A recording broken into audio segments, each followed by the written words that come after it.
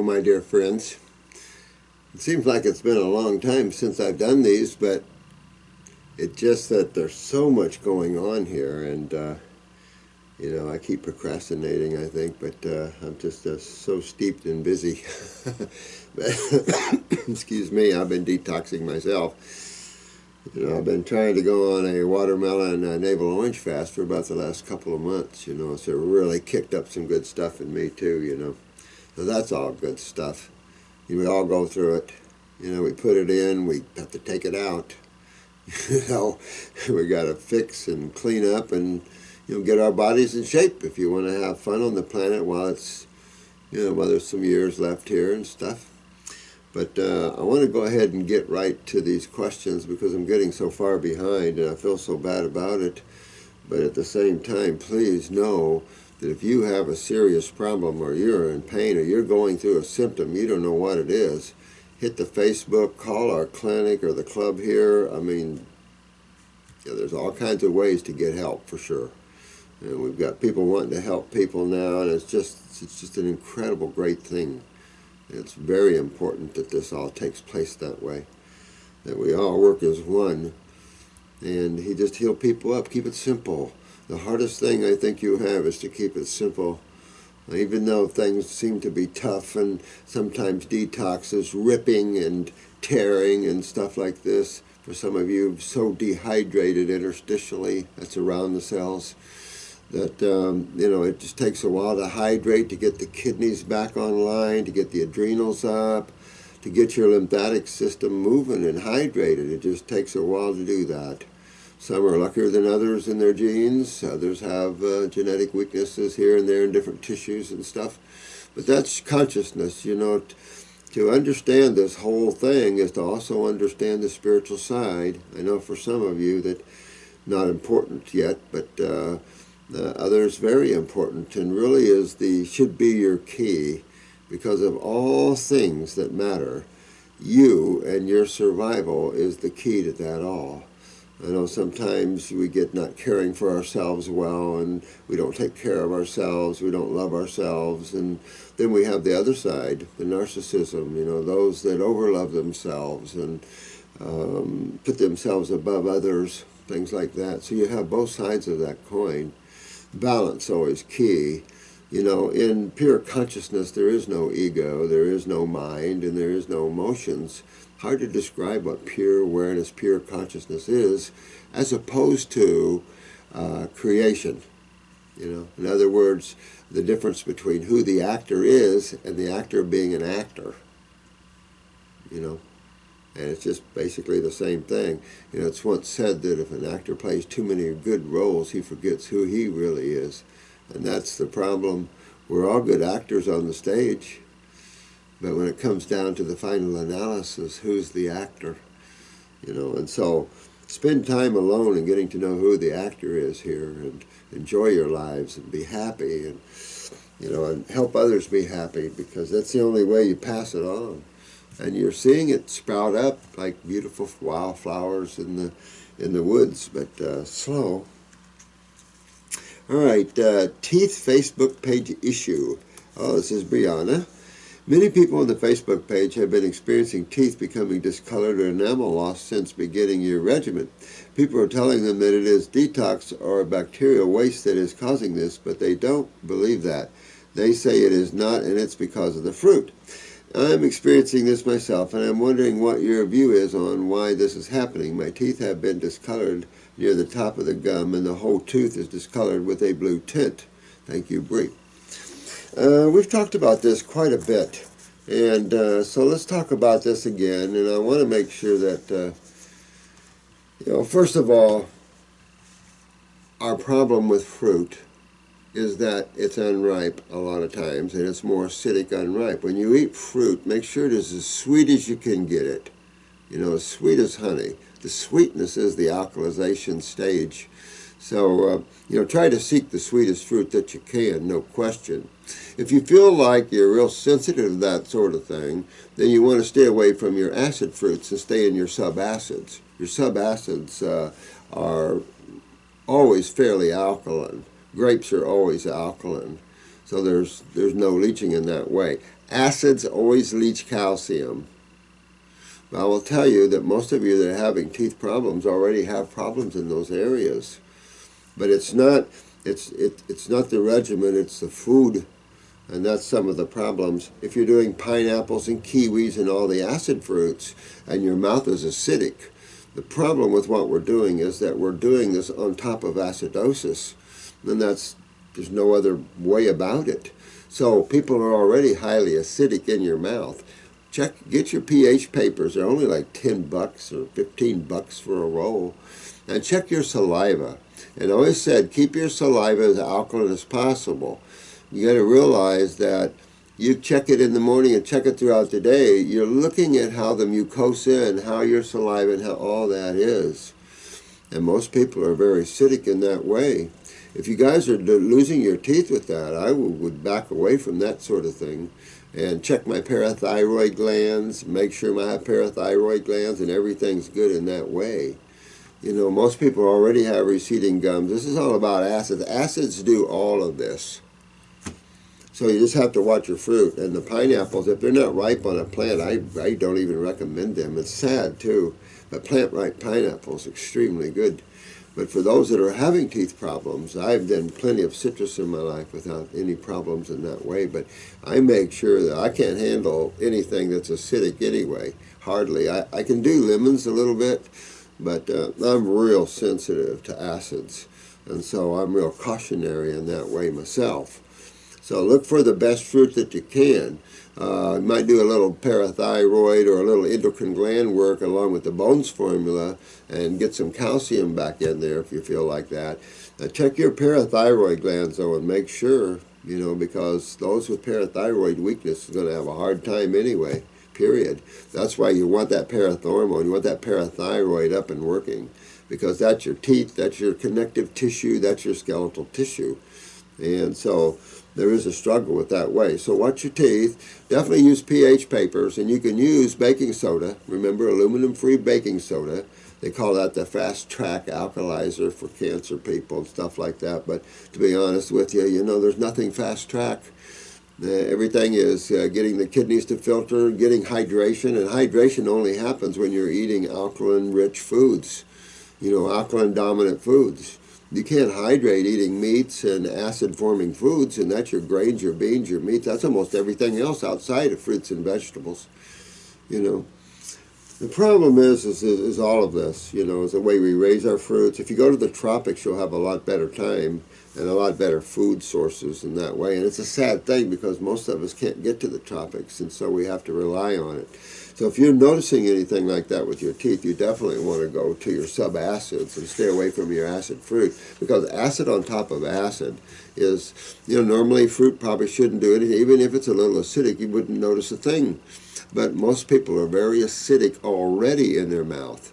And when you put acid on top of acid, that's what medical doctors love to do. They love to give you chemo on top of acids. Thing is, nothing like they do, because acids of the fruits are similar in pH. You're not as hot as the acids from metabolism and respiration, you know. So that's the problem. Most people are already highly acidic all through their body.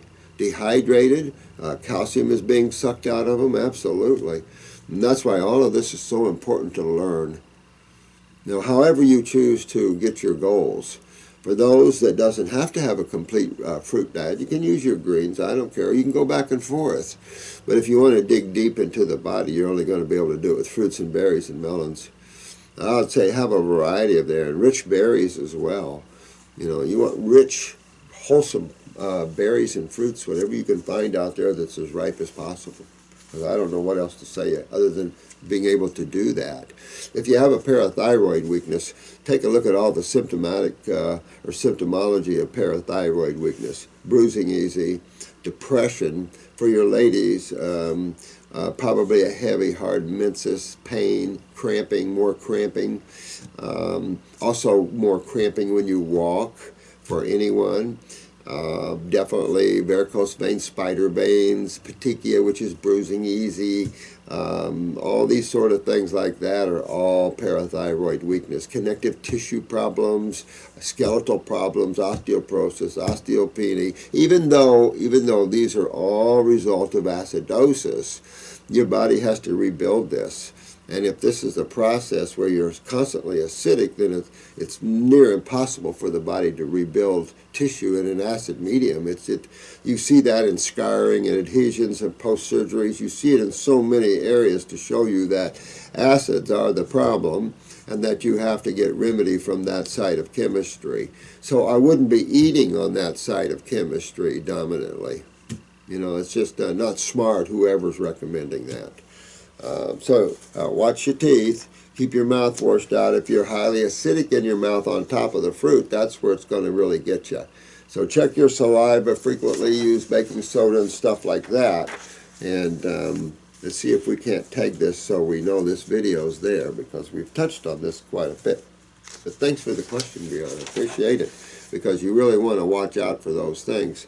We're in a high-stake problem here. We have multiple problems. When we wake up to truth, now what do we have to do about it? In most countries, we're faced with lousy food. Farmers in this country forgot what good farming is all about. They bought up with this Monsanto crap and chemicals, and it's all about yield and monies and stuff like that. And it's like, well, until man raises his spirituality a little bit and understands that his health and his happiness and his joy is tied directly into what he's consuming at every level, then maybe he'll change that, because it doesn't matter if you're a world banker or you're a lowly one on the homeless side. You're all humans. You're all prone to the same problems and the same situations. We're all frugivores. And so what we choose and how we choose to experience life doesn't change those facts. And as much as people want to deny stuff like that. And this is a Rosemary. Hey, Rosemary. My sister, what? My sister passed away on October 18th, 2014 from stage 4 lung cancer. Sad. How old she was? She was diagnosed in the middle of September. She was diagnosed in the middle of September and died in October. Well, that's only 2 weeks or so away, honey, a month away. All the things you said would happen in this video happened to her. Yeah. However, I could not get her out of the hospital to help her. Isn't that sad?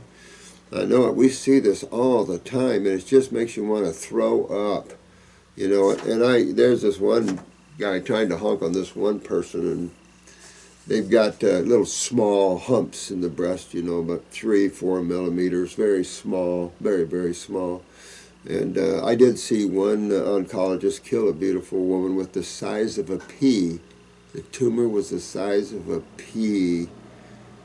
I mean, it just, you have to get detached. It's hard sometimes for me to be detached, even as a spiritual one, because I consider that what someone does to another does to all life. Whatever you do another, you're doing to God, because that is God. You might not see the allness of that in the individual, but know that each of us come out of that Godhead. And so what medical doctors are doing to people, it's doing to God. And I always consider each one of you God when I see you and talk to you. And I'm always going to give you the utmost respect. I understand that you're individualized. I do understand that sometimes we get warped minds and emotions and things from the journeys. Journeys can be long and hard, no question. I don't know why it beats itself up so much. She was in the hospital until a day or two before she died. While in there, her doctors were feeding her ice cream and pudding. It's just, that's extreme ignorance in today's world, because if there's anything that should be known, and you still see so much of this, but anything that should be known is how bad dairy products are for you and how mucus forming that they are. This is the insanity of that is not even funny. I mean, if you want to watch a tumor grow, you have a tumor in you, you want to watch it grow, eat cottage cheese, drink milk, eat yogurts and kefirs. Go ahead, have fun with that, all you want. It's just don't bitch when it's a hell of a job to get them out, or you can't get them out anymore because you drank so much your lymph nodes are harder than a rock, and now you got to break those loose before you can get the tumor loose. So you see what I'm saying? It can be a real mess. We're in serious trouble, guys. And people just have to change. You have to change. It is, you know, we've gotten along with not changing for 100 years or more. Can't do that. The message is in the bottle. Most of you in the news hear raw foods at one level or another. Most shows are showing where salads are better now and fruit are better, school lunches. So it isn't like it's not out there anymore. You know, it's just man chooses to eat what he eats, and then you can't complain when you wake up to some very serious problems. You know, it's just you can't no longer deny that your lifestyle is your problem. You know, you're sitting on top of genetics and your mom's lymph system, but your mind is a heavily conditioned instrument of our society and religious systems and things like that. And so if you want to really be free and know what that's like and not be a conditioned entity, conditioned to demonstrate how society wants you to, then you have to break loose all these chains of images of creation and realize that you're the creator within your world of creation, and that you can change anything you want anytime you want, but you have to work out that which you've already created. And that's why I'm here, to help you to do that, and happy to do that. You know, some of us travel places and help people do that. She was willing to go raw, but none of her support team supported that, so she progressively got worse and worse. Isn't that sad? You know, if anything's sad, you know, and it just makes me sick when a hospital ignores this. You know, where's her support team? Where's her true support team? The American Cancer Society, they're off making money. They're part of the World Banker guys, part of the whole syndrome of World Health Organization, the whole 9 yards. How much can we make? How much crap can we pull on people? I mean, life means nothing to the elitist and to those that are the world bankers and those that are in some of the medical. You get cold. And I see a female oncologist. I'm looking at the deep freeze of the north. When you take a female and shut her heart off, that's some serious problems for that soul. It's sad stuff, man. It killed my soul to watch it. Isn't that sad, honey? I tell you, it kills me to read it, because I know exactly what you saw. I've been working with these type of cases for, you know, 6 more years. It'll be 50 years. And, you know, and after a while, it can warp you if you're not careful and don't have a strong spiritual side to understand, you know, it's all karma driven, it's all reap what you sow, but there's an opportunity we can give souls to work through these things. And that's exactly what this is, because you have to work through them. There's no magic. You know, you could, sad stuff here. My only consolation is that she did not suffer long. Yeah, she went quick, and that went to a better place and no longer suffering. I know it. Thank you for your videos. Well, thank you so much, Rosemary. Thank you for that. You know, makes me sick. My love to you, and of course you're right. You know, that's a soul out on a journey, of course, and it's only the body that gets hurt, of course. And she is soul, can't be hurt, can't kill her, can't hurt her. You know, that's the beauty of that sort of thing. But boy, when you're down in the trenches, it really looks real and hard, and it is in the trenches. But as soon as you take your attention away from it, it dies away from you. But this is what we have to get educated, and why I'm out here teaching as fast and as much as I can. You know, I'm one guy, but now with all you beautiful souls, I think a lot of you are seeing the reality of what we have to do and why we have to do it. You know, one can fight about the incidentals and stuff like that. Okay, big deal. But, I mean, the reality is you must go toward health. A high percentage of raw food diet is essential in everybody's life to live and be well and happy. If you want to detox and fix something, you've got to be extra good. You know, but you're extra good for a while. You cheat. Nobody's over anybody with a club. For a purist's sake, okay, you enjoy your purist. I was a purist, okay. I lost a lot of friends. I lost a lot of friends years ago because I couldn't understand why they weren't doing the raw. Once I told them it was, you know, they could understand it, but I didn't realize that was a narcissistic view, because I was extremely passionate about what I found. I didn't think it for me. I was going, look what I found for the world. Look what we found. Look what we can do, you know. But it's not how it is, you know. It's just slow going. You know, souls sometimes take a while to wake up, you know, and clear the illusion away from the eyes. But you know, sad thing, stage 4, you know, don't let that scare anybody. I've had plenty of stage 4s turn around, guys. So I had a stage 4 lung cancer up in New York one time, turning around within 4 months. She did really well. But I've had a lot of, through the years, we've had so many cases, and now we're opening up the website here because we are a private club. So we'll get as many testimonials, and you'll have access to put your testimonials up there. Our testimonial book's in here quite large because we've, again, you know, FDA concerns, and then there was something about the FDA on the news the other night. It's like, well, you know, criminals can't be criminals always. You know, times are coming, and you can't. Even the guy that choked that guy, you know, you just can't get away from reality and truth. You might think you're above the law, even if you're a law officer, but, you know, we don't need police in America. If I was a president, I would force all counties to remove the police off the side of the police cars because we're not a police state. Law enforcement preferable, okay. Definitely citizens to help, that sort of thing. But to have police and to come out with the big goons and the big arm, the big guns, you know, we all have big guns at home, guys, and we can all shoot them. So, you know, there can be war that way. You don't have to be a big muscle man to carry an AK or an AR. But sad that that mentality is out there. Sad that they felt they had to take the guy down. You know, they didn't listen. Were they narcissistic? And because they didn't listen to him, they just thought they'd take him down? You know, this sort of thing there, the police has all the power, has got to change drastically because they're getting a hate. They're going to start being shot now. You know, because people just start taking them out in this country. I mean, you just can't live that way. You got to gain some spirituality and love, and that's especially in the police departments. But as a rule, you have to see who hires on to be a policeman. My youngest son wanted to be a cop for a while, and he's a real big adrenaline junkie. And so I don't know how well that would work because you have to have love and compassion. You're not above or over anybody. No one is. I don't care what position you hold. But you know, they took 8 friends and they took them, they divided them up. They put, like 4 of them was the prison guards and the other 4 became the prisoners, something like that. It was an experiment done a while back. It was interesting to see in a few days that even though they were best of friends, the guards took on the mentality of the guards and the prisoners were the prisoners, and pretty soon they were coming down on each other that way.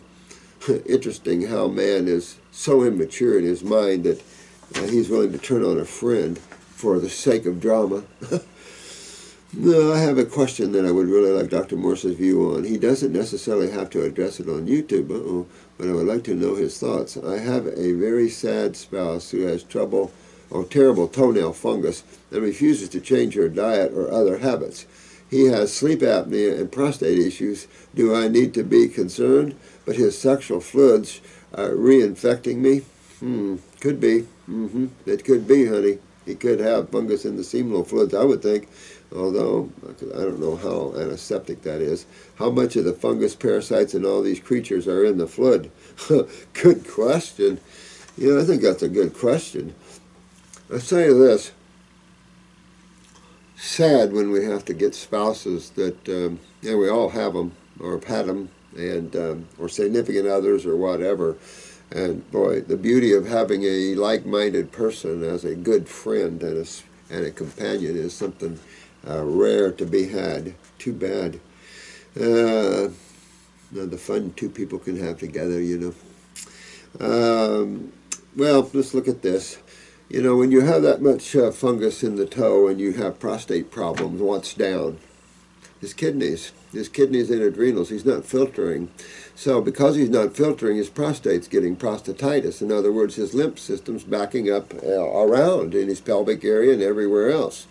So that taints everything, from the seminal fluids to everything else, because as fluids back up and become more acidic, then you start tainting and mutating everything involved with that. Sperm, whatever. So you have to be careful about acidifying your fluids. That's why there's the seminal fluid, the same thing with the lymph fluids, are more lipid-based fluids. There's more protection for the little creatures that way. You know, it's all about protection between the acid side of chemistry. This is a base planet, as you know, and so you see that in every way. You see it in the females with estrogen and progesterones. You see it with the other corticosteroids. You have mineral steroids that are acidic, but you know, it's just that sort of battle. So you know your husband's down with the kidneys. There's no question because you have the prostatitis there. His lymph system's backed up probably head to toe because if he's got toe fungus, you generally can't kill it all with an antifungal like Parasite M or Lamisil or whatever. And it's scary to do pharmaceutical antifungals. But we've gotten a lot of fungus out of people with Parasite M, but you might be a while doing it. In some cases, we haven't been able to get it all out with an antifungal because they need to clean what? They need to clean their sewer systems. They need to clean their lymphatic systems. And of course, his lymphatic system isn't working well because there's two things to show you. Upstairs, what do we got? Pineal, sleep apnea. Downstairs, we have prostate and prostatitis. So, you know, his lymph system's backing up. It'll just be a matter of time where other things start breaking down, you know. It depends on his genes and everything else. But the lady gives a good question, you know. It's funny. A friend of mine, we were total fruitarians for a while, but the coconut was part of our regimen. I went to the Keys and just filled up my van to the top with coconuts. And so we were eating coconuts for a long time. And he had his own van, but I went down. I gave him half of mine. And so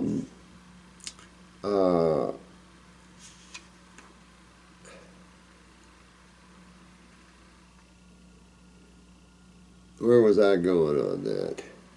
Oh, yeah, I didn't want to get too personal with that, but it's enough to say that your fluids can start tasting like and being like, from what I hear, the food you eat. He had a girlfriend that said, wow, coconut. So, you know, that's how pure you can get, you know, where your fluids start smelling and tasting like the food you're eating. But I would say your man needs to clean up, but you know what? Sometimes it isn't easy, and particularly with the male side. The males are the hardest, no question.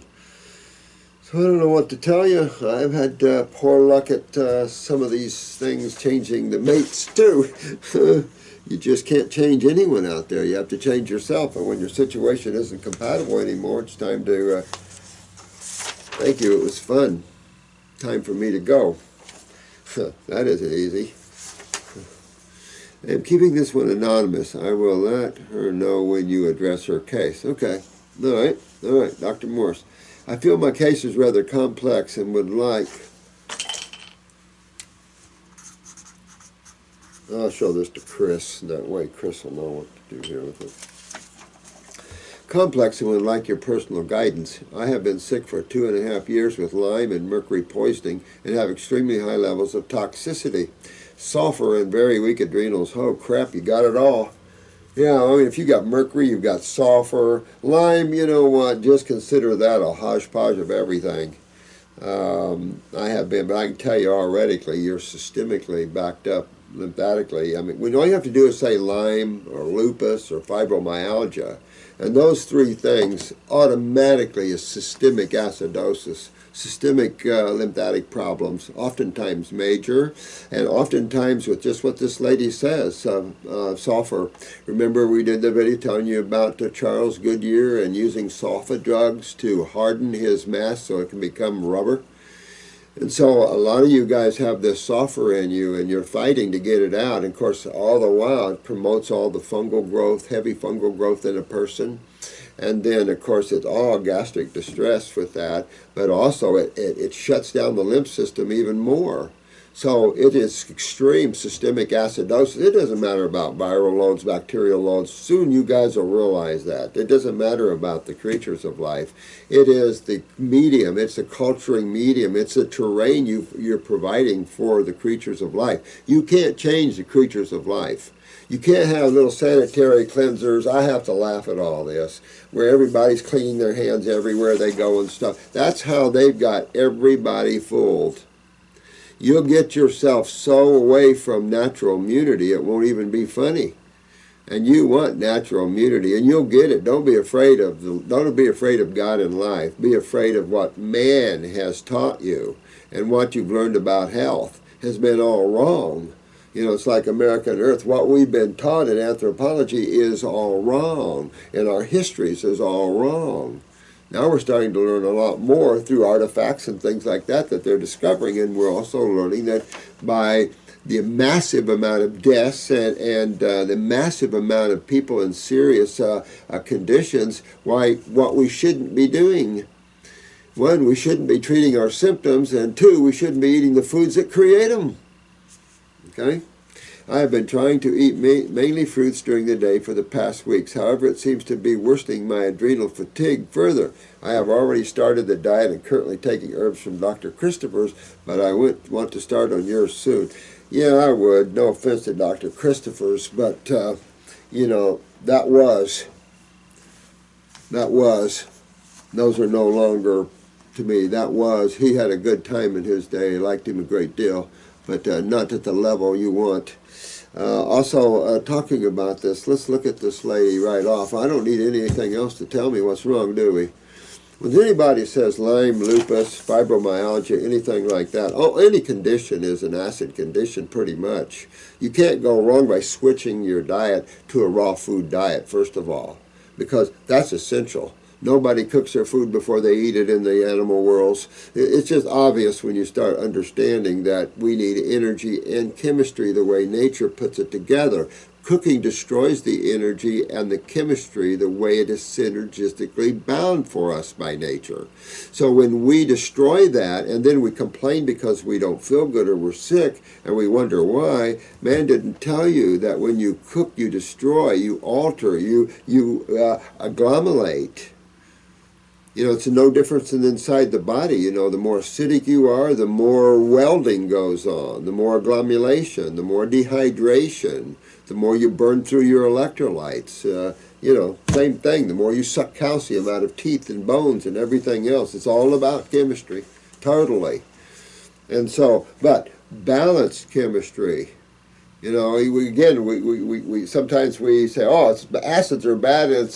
We need all the alkaline. And then you got the Keegan people who are, to me, my own opinion, free rights, screwing people up with 9 pH water. What are you thinking? Putting 9 into a blood of 7.4?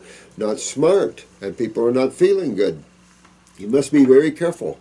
You must be careful going over 8 pH in the blood. Remember, medical thinking is 7.6 for blood alkalosis. Interesting. So here's the thing. The reason your adrenals, you feel weaker is you're off your stimulants. Fruits are not stimulants. They're energetics, and they're powerful energetically, but they're not stimulants. And there's a difference between pure consciousness and then stimulants and creation. Excuse me, big difference. So, the first thing you've got to do is get your kidneys filtering. Just what we're saying here on your lymphatic system. You're a lymphatic problem here, and there's no two ways about it. Every condition is a lymphatic condition, even if it's a blood condition. You can never, ever, ever, ever go wrong hitting your kidneys, adrenals, and your lymph system and getting your kidneys filtering again and getting your lymph system. You cannot go wrong. Every single thing in your body will turn around, and the same with you, honey. But you got to get your kidneys filtering. You got to get your adrenals up. I use glandulars in chronic areas, and by the time I see Lyme's and lupus, you're pretty chronic with that. So you definitely want to get those adrenals up. So I use a glandular. So I use, the New Zealand glandulars, 200 to start. If your blood pressure is real low, I'm going to hit the 400s. But your blood pressure, if you guys have high blood pressure, it's going to come down and it's going to go low. It's going to go to your genetic past before you start seeing a bump up from the adrenals. As a rule, even with glandulars. Interesting how that is that once you take all that backbiting from the acids away from the cell, all that inflammatory response away from a cell pretty much settles down, particularly if you're not feeding it protein stimulants. Then the body just settles down to energy. And things become more cell dynamic, which is what we're looking for, as opposed to stimulants. So you're going to see a little crashing. You're going to see your adrenals because lupus, Lyme's, fibromyalgia, these are systemic lymphatic constipation, and that is extreme adrenal fatigue is down. Your kidneys are not filtering, whether they're down too. It all depends. Look at your eyes. The sulfurs, you got to get them out. It's hard to get remedy with all this stuff in your body. And you can't get your mercuries and your sulfurs out until you get your lymph filtering. Everything doesn't filter through the blood, guys. That's what people have to understand. That's why you have a spleen. That's why you have kidneys. That's why you have a skin. And this is why you have an incredible immune/sewer system that is 3 to 4 times bigger than the blood system. And that system everybody must learn. And there's only one way to clean it. And you've just got to hydrate it. And to hydrate it, you need base balanced food. In other words, more balance on the base side of chemistry. About 80-20 would be, not really, I'm seeing the base balance is probably 70-30, somewhere in that range probably. I used to know all those things. But they used to say, you know, you could have 80% alkaline-forming foods to 20% acidic foods, but if you did that in the raw context. So that's what you want to do. You want to kick that up and move that out. The best thing for you is get a picture of your eyes. I would burn through Christopher's herbs and get on some stronger ones and get on a focused, detox, because that's just the only way you can get remedy from all this acidosis. You can blame virals or bacteria all you want. It's funny how Lyme's is blamed on bacteria, and yet Jesse Ventura did his program, blamed it on virals. But then again, does everybody get bit by a tick? You see what I'm saying? I mean, after a while, things become stupid, but when you understand that your kidneys are down and you have systemic acidosis, you know how much trouble that is? Anybody that has arthritis, whether it's osteo, RA, rheumatoid, I don't care what it is, these are all chronic cases of serious systemic dehydration and acidosis. And you've got to fix them or life is not fun. Pain and the resulting breakdown of tissue. And none of this is fun, and none of this is has to be. You can turn that right around. So all I can say is, sweetheart, you go to 100% raw. You do your very best. Of course, this is the winter time. I don't know where you're calling from, but you got to move on your lymph system. I would use the GI broom as much as you can to clean the sulfurs out. But again, I use one, and this is true for everybody. I use one tincture and one capsule of the kidneys and of the lymphs to help you get everything opened. I mean, and if you looked at, we could still get a lot more aggressive. But why? You know, if you work everything and you relax and you open your heart, don't forget to open your heart. I am writing to you because I recently found out that I have the MTHFR gene mutation, compound heterooxygeous. My main symptoms are fatigue, low back pain that also goes down my leg. I have mild scoliosis, anxiety, depression, and lack of energy. Well, let me say from my point of view, I don't even look at genes like this and gene mutations and stuff like this, because when you start mutating consciousness of the DNA and the RNA and the chromosomes, you're going to have mutations. You can repair those mutations by going back to consciousness again. This is all levels. It's just you really have to spend some time and do some contemplation and look at this whole thing. And maybe one time I'll do a video for you and just go over this whole thing of consciousness to show you how it just steps down into materiality. It's hard to understand from a point of view of creation, looking toward what one would assume is the infinite in God, when it's everywhere. It's not up, it's not down, it's not sideways, it's everywhere. It's omnipresent. There's nowhere consciousness isn't. It appears to be stepped down into states of consciousness and duality. So there is separation, and there is the movie, the game. You know, the ability to experience other than oneself, basically. Same thing God has to deal with. You know, remember, that alone exists. So throw that gene away, because when people say stuff like that, they disempower you and show you. It doesn't matter what they find in their clinics. It doesn't matter whatsoever. There's not a gene that stops you from detoxification. There's not a gene from these sort of things. These genes affect cells. We're talking about fluids.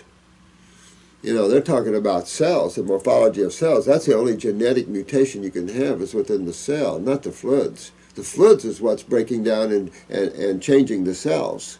But it's because we've gotten so acidic. Turn that around and there's regeneration. If you don't get into the world of regeneration, then your life isn't much fun. But if you wanted to go to fatigue and lower back pain, I'm right at your kidney and adrenals right now. You see how we all follow similar patterns? That's because the foods break down certain tissues. We all have kidneys, we all have bowels, and the foods affect our bodies the same way. No one's above another. The only difference is you strong gene people out there can take a bigger hit by far than the weaker ones. You can eat your meats for lifetimes after lifetimes and still stay alive.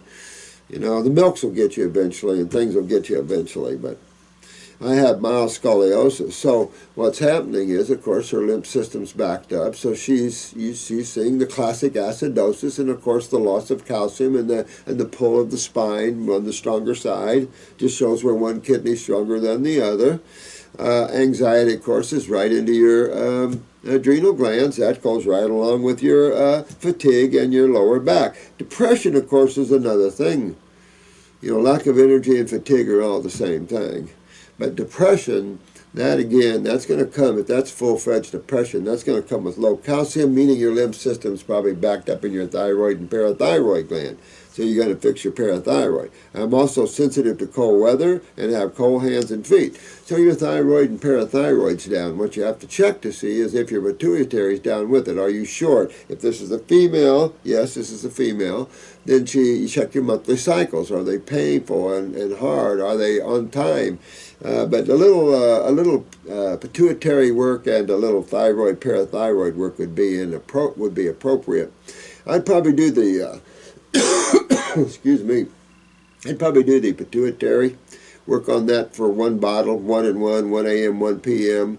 on the glandulars, and then I would probably then move to the parathyroid, a couple bottles of parathyroid. If you want to do one bottle of thyroid 150s with it, you could.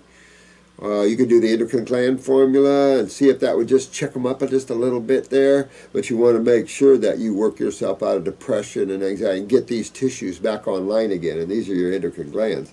I recently had lab work done, and the physician assistant told me that my TSH was high and that my thyroid is borderline underactive.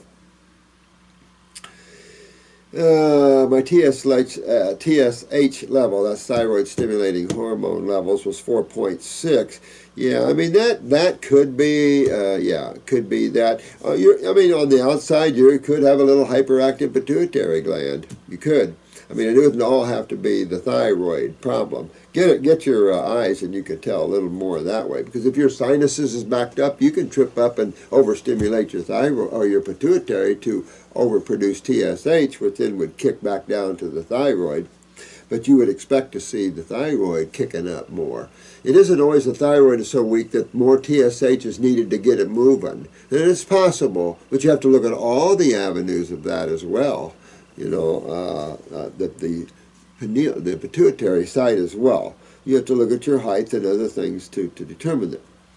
And my T4s and T3s were in range, she said. Well, that means your thyroid is probably doing pretty good then. But you have cold hands and cold feet, and that is thyroid. So do your basal temperatures and see what your basal temperatures are instead of playing the hormone game, which is, I don't like it anyway because it's very inaccurate. Do the basal temperature study. That's kind of testing your thyroid on the job in the morning and see what you're going there.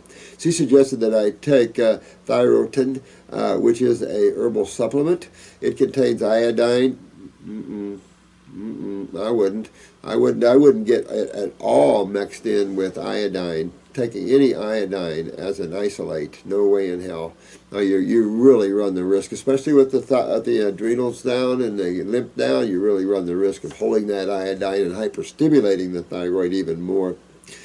Ashwagandha root extract 10 milligrams, bladderwrack leaf 40 milligrams. Well, Irish moss is better. We have a thyroid formula if you want to do all herbal, which would be better than this, because the iodine comes from the Irish moss or the bladderwrack or kelp. We do several. I am not sure what to do, as I don't want to take something if I don't need it. Well, it's enough to say this. If you didn't want to take a glandular for the thyroid, because it doesn't sound like you're off very much, if your T4s and T3s are pretty accurate, I say basals will tell you everything, and then you don't have to worry about T3s and T4s. Play with your thyroid glandular to get your basals at least to, you want at least 97.6 or 5, somewhere in that range. Closer to 98 you are under your arms, the better, warmer you're going to be. But the other concern, of course, is the parathyroid gland. And just because the pituitary is up right now doesn't mean that, that's not where the problem is. I am not sure. Okay, I don't want to do something again. I tell you what, probably need a little more information. You want to get yourself on a detox, of course, get your lymph moving. That's always going to fix the problem. You can either do a thyroid glandular 150s, but I'd be real mild with that, because with an elevated TSH and your T4s and T3s within normal range, you want to be real careful there. You might not need to trip that thyroid up too much. You know, sometimes you don't need to give it just a little nudge, and sometimes just detoxing is all the nudge you need to give it, or something like a good herbal formula for the thyroid, because it has all the iodines and everything in there in a harmoniously, synergistically bounded way with all its brethren, as opposed to adding it in a formula. In my past, I had mono. I can tell you right now what's down. Your adrenals, and you have a heavy lymphatic problem. And the methylfolate that I was put on seemed to help me a little. Yeah, I guess I would like to know what you suggest as far as taking any glandulars or doing my kind of fasts and enemas to help my thyroid and parathyroid glands to work better. Well, I'll say this: get your kidneys and adrenals going. Get your filtering. Get your lymph. Get honking on your lymph. With that said, you can either do a thyroid herbal formula, which will have all your kelps and your Irish mosses, your bladder wax, your saw palmettos, stuff like this. Remember, all the berries are good for the glands. If you have a parathyroid down, I mean, all these berries are good for all of them, but if your parathyroid's down to the point where you see some scoliosis and you start to see some things, I'm for a glandular for that one. So I would put myself on a parathyroid glandular, a couple bottles, 1-3 times a day I would do. And I would also do it with the Bones formula or with the Superfood blend, which is it's ultra high in calcium. So those two things, I would do that with a parathyroid formula for a couple bottles and see how you go. Check it out, see if everything holds at the same time. You want to get your sinuses cleaned out, you want to get your head cleaned out, your throat detoxed, get your lungs cleaned up, you know, clean up the bowels, clean everything up. And then all your cells will go back to normal. If your genes are mutated to a point, they'll unmutate, as we see it all the time.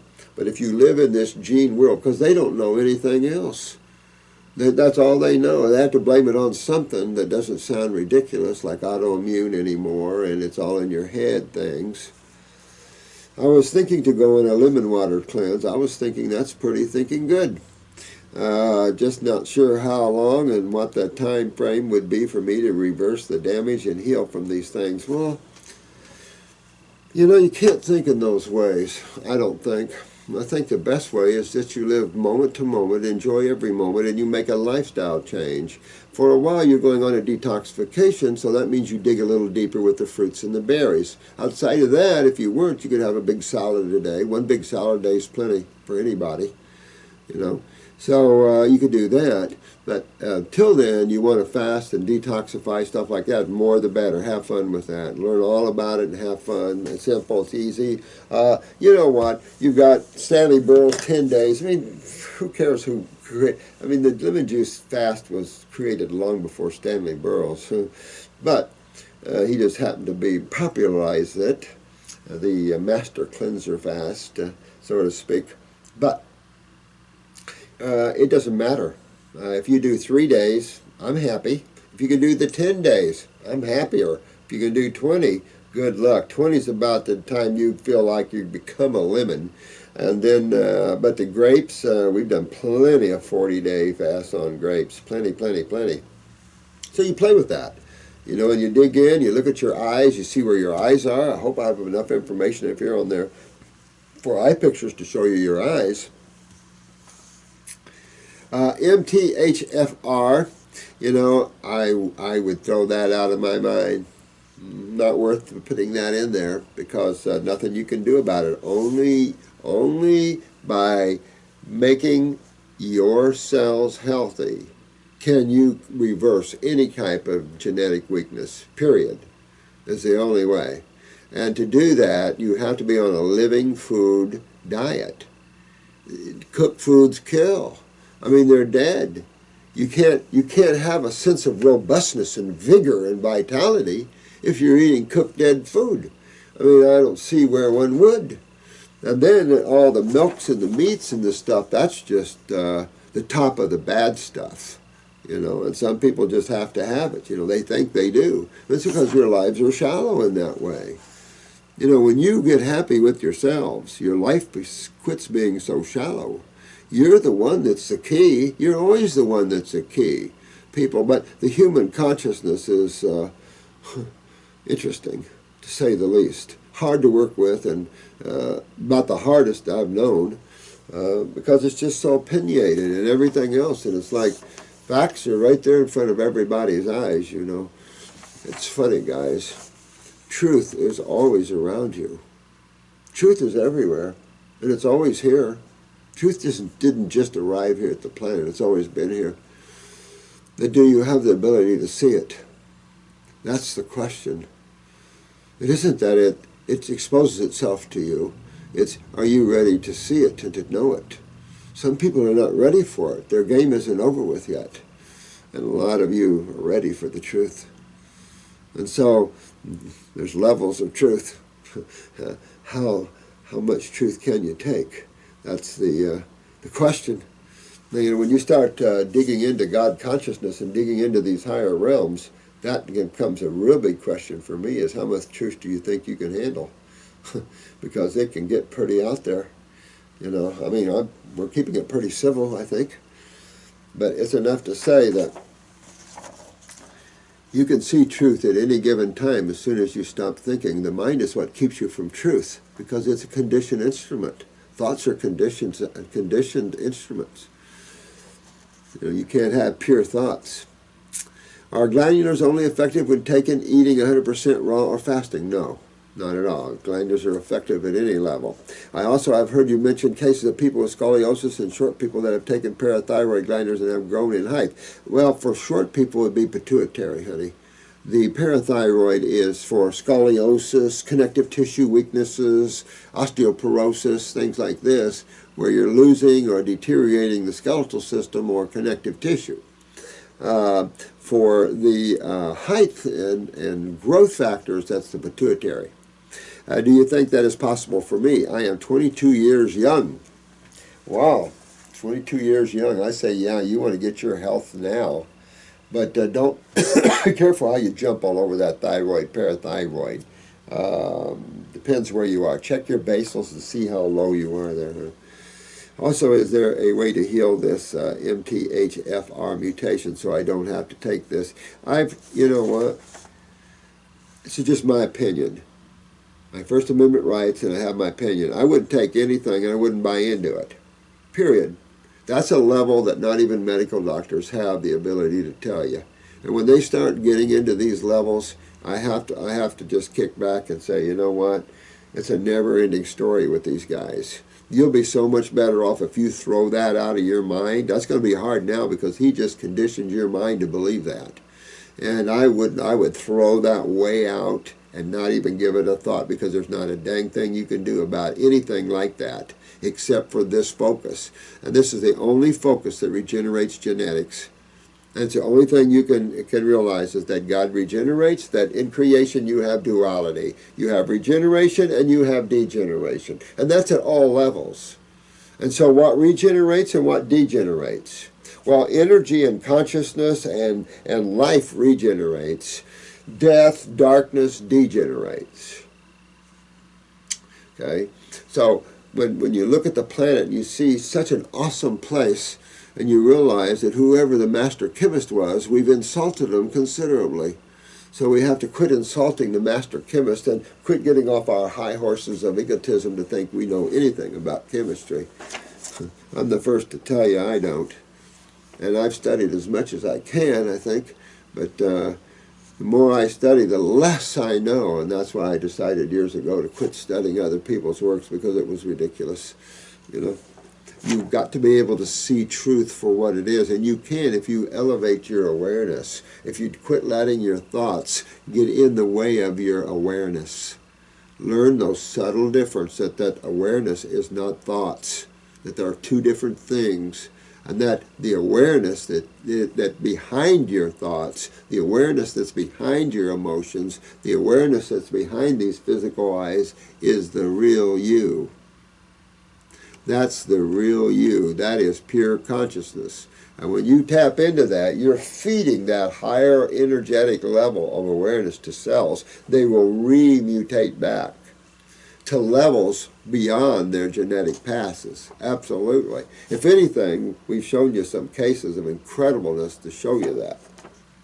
When you have a spinal bifida case born without L4 and L5, and in 2 years you have L4 and L5, what do you think?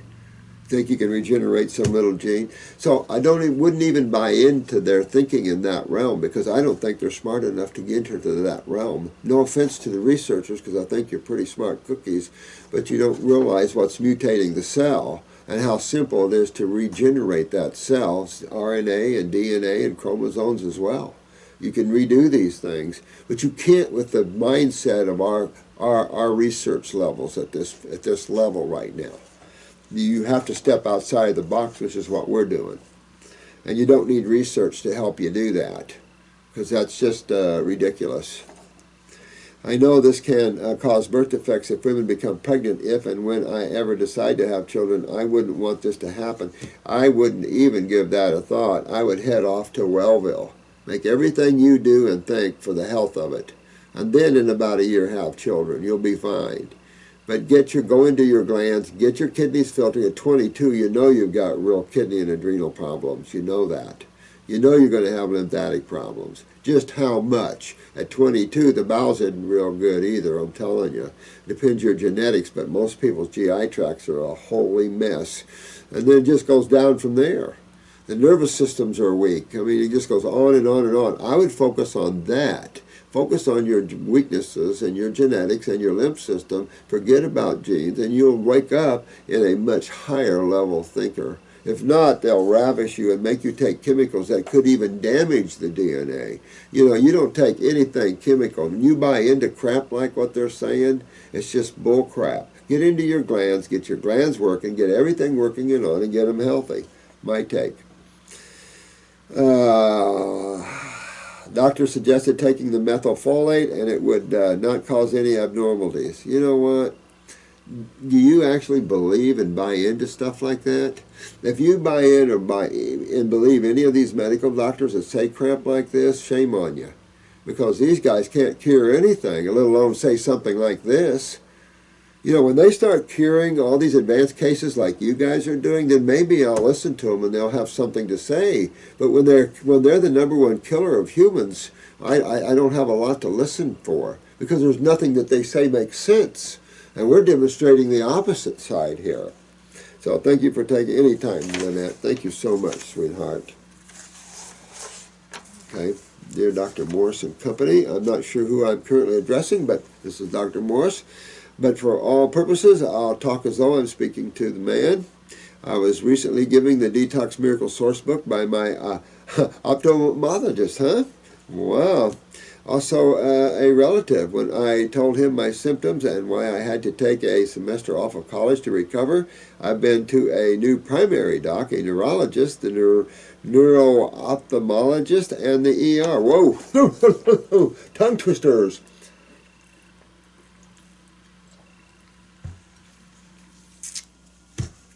My problems are dizziness and memory problems. I don't like either one of those.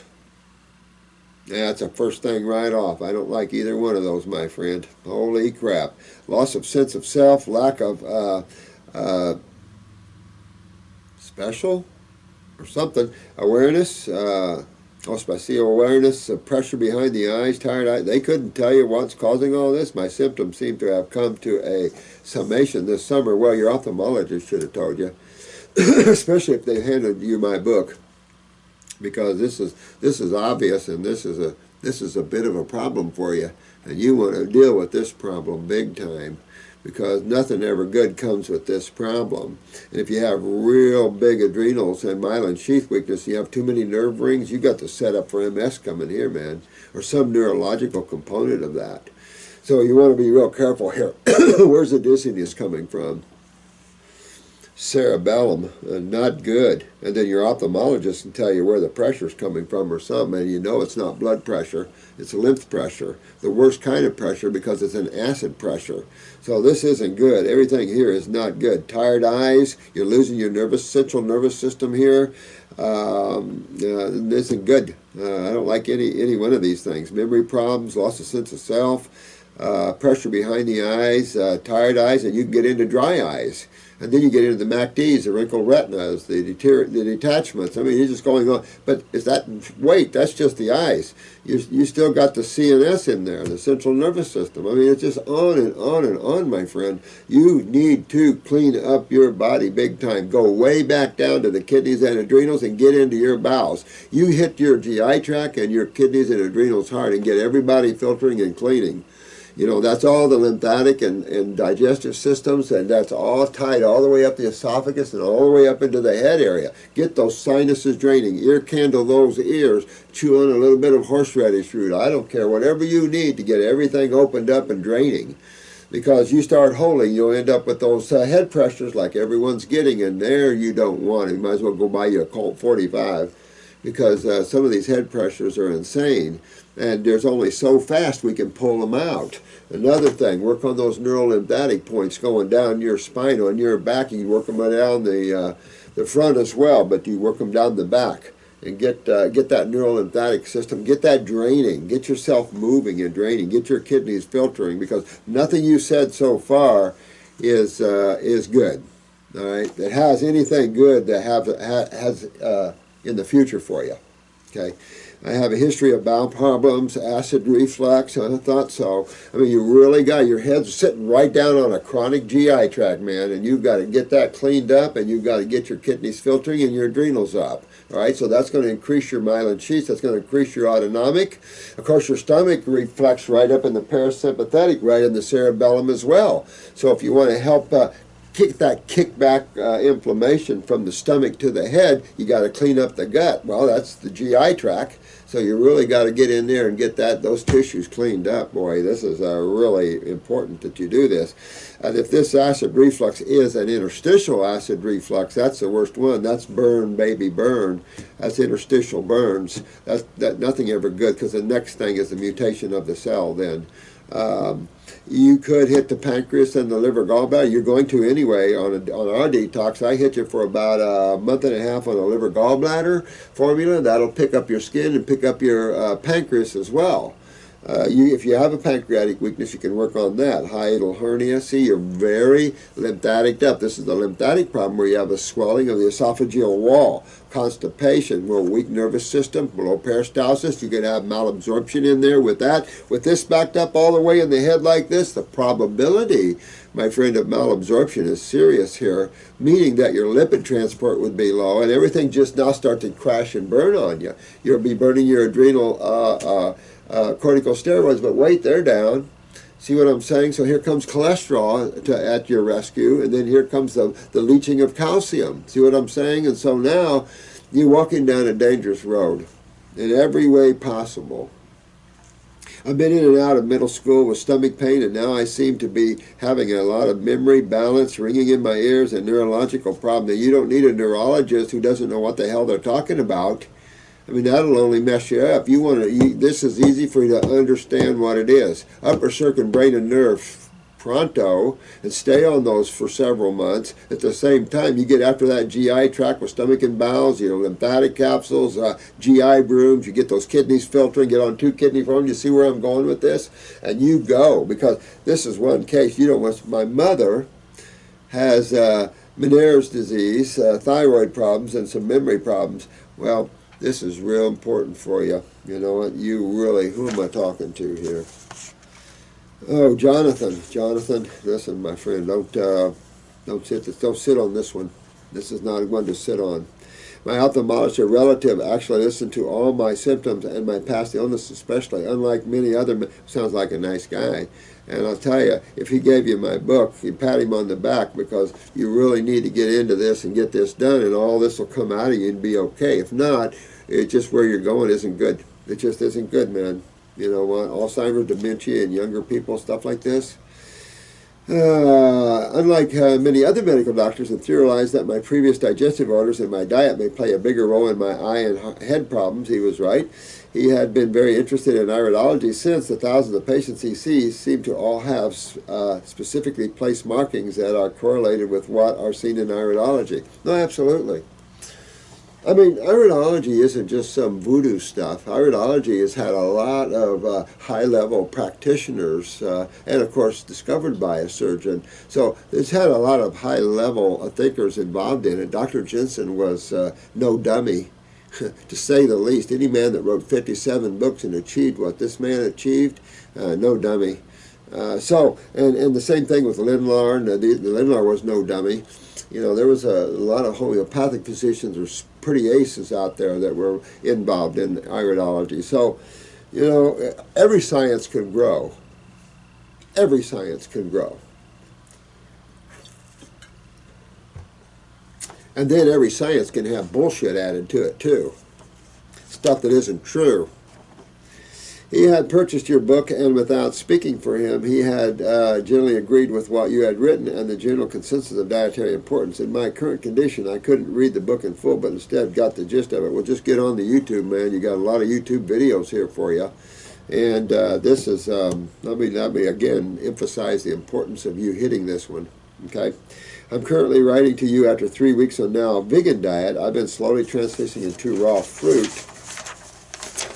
and vegetables, and I wanted to ask you a few questions. Number one, I have attached in this email pictures of my eyes.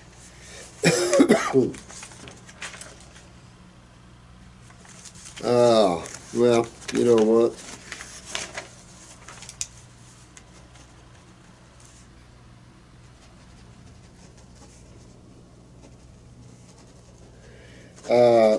I'll have Chris look at this, and I'll have to do another video for you with the pics, but he didn't add the pics on this. The reason is it's just, you know, it slows everything down, but I really want them because I really want to be able to see them, so I have to get with them back there and make sure they're not holding back, you know, because we're just so inundated that it's just hard for me to catch up with you guys. It's just, if I do this full time, and it would be very easy to sit here full time and go over your cases with you. It'd be very easy to do it, and I am actually, after the first of the year, I'm going down even less seeing people and more doing these because there's some real serious stuff going on here, and it's just sad stuff here. But if you are able to have time, if I had them right in front of me, I'd go over them right now, right in front of you. So I don't apologize for that. Having looked at your website, I'm not sure, but now I have some pics up there showing, we've done probably 4 or 5 videos on iridology, showing you people that have sin in their eyes. Take a look at those and see how we're pointing, because I'm trying to educate you while I'm pointing out those people, their problems. I'm still trying to educate all of you on what we're looking at. So look at that. I'm not sure what herbs to be taking. I'd start on the 14-week protocol. Boom, stat, go. But I would add upper circumbrain and nerve on the first kit. And from here on for a little while. Now you want to protect yourself, because I don't know if you have cholesterol plaquing up there yet or not. If your friend is an ophthalmologist and he sees a cataract, you can now know you have cholesterol plaquing. So that's, you know, none of this is good.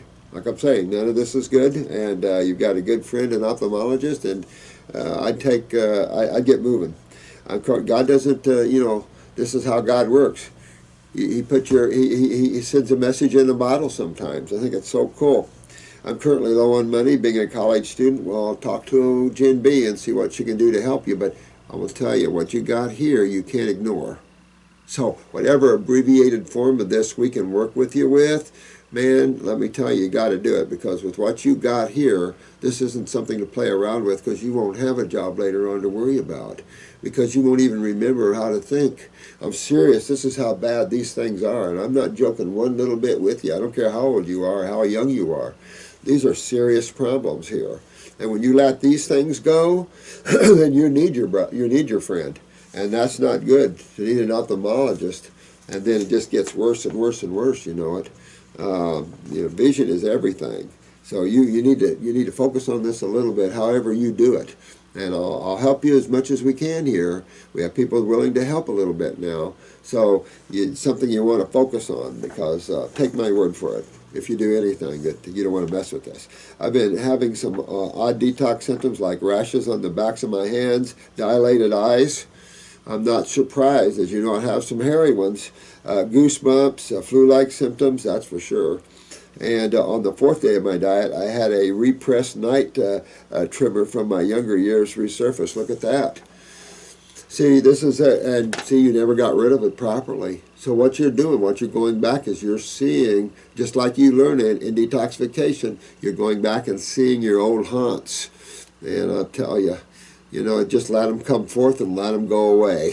And just keep on digging in, keep on digging in, and keep on digging in, because you're in college and you want to be able to have a good life after that, and a long life of memory and everything else. And so far what's going on with you will take all that away from you. So you want to be real careful here. Are both psychological and mental detox symptoms normal? Physiological and mental symptoms? Yeah. Absolutely. Absolutely. Matter of fact, for you advanced souls, as you get deeper into this, you're going to be ripped. So I just want to let you know that it's possible to get ripped here spiritually. And it's just that the masters are working with you, and this is all the life force doing it to you. And what they're going to do, if you want freedom and you want to experience the infinite, plan to get the finite ripped from you. And that's why I just don't care about nothing even. Nothing matters here, because if you get at a certain level, if you care, it's ripped from you.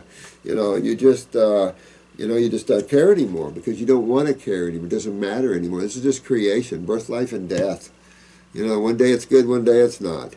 That sort of thing. But in consciousness, it's always pervasive. It's always there. You're always here. There's no other place to be. There's nothing you need.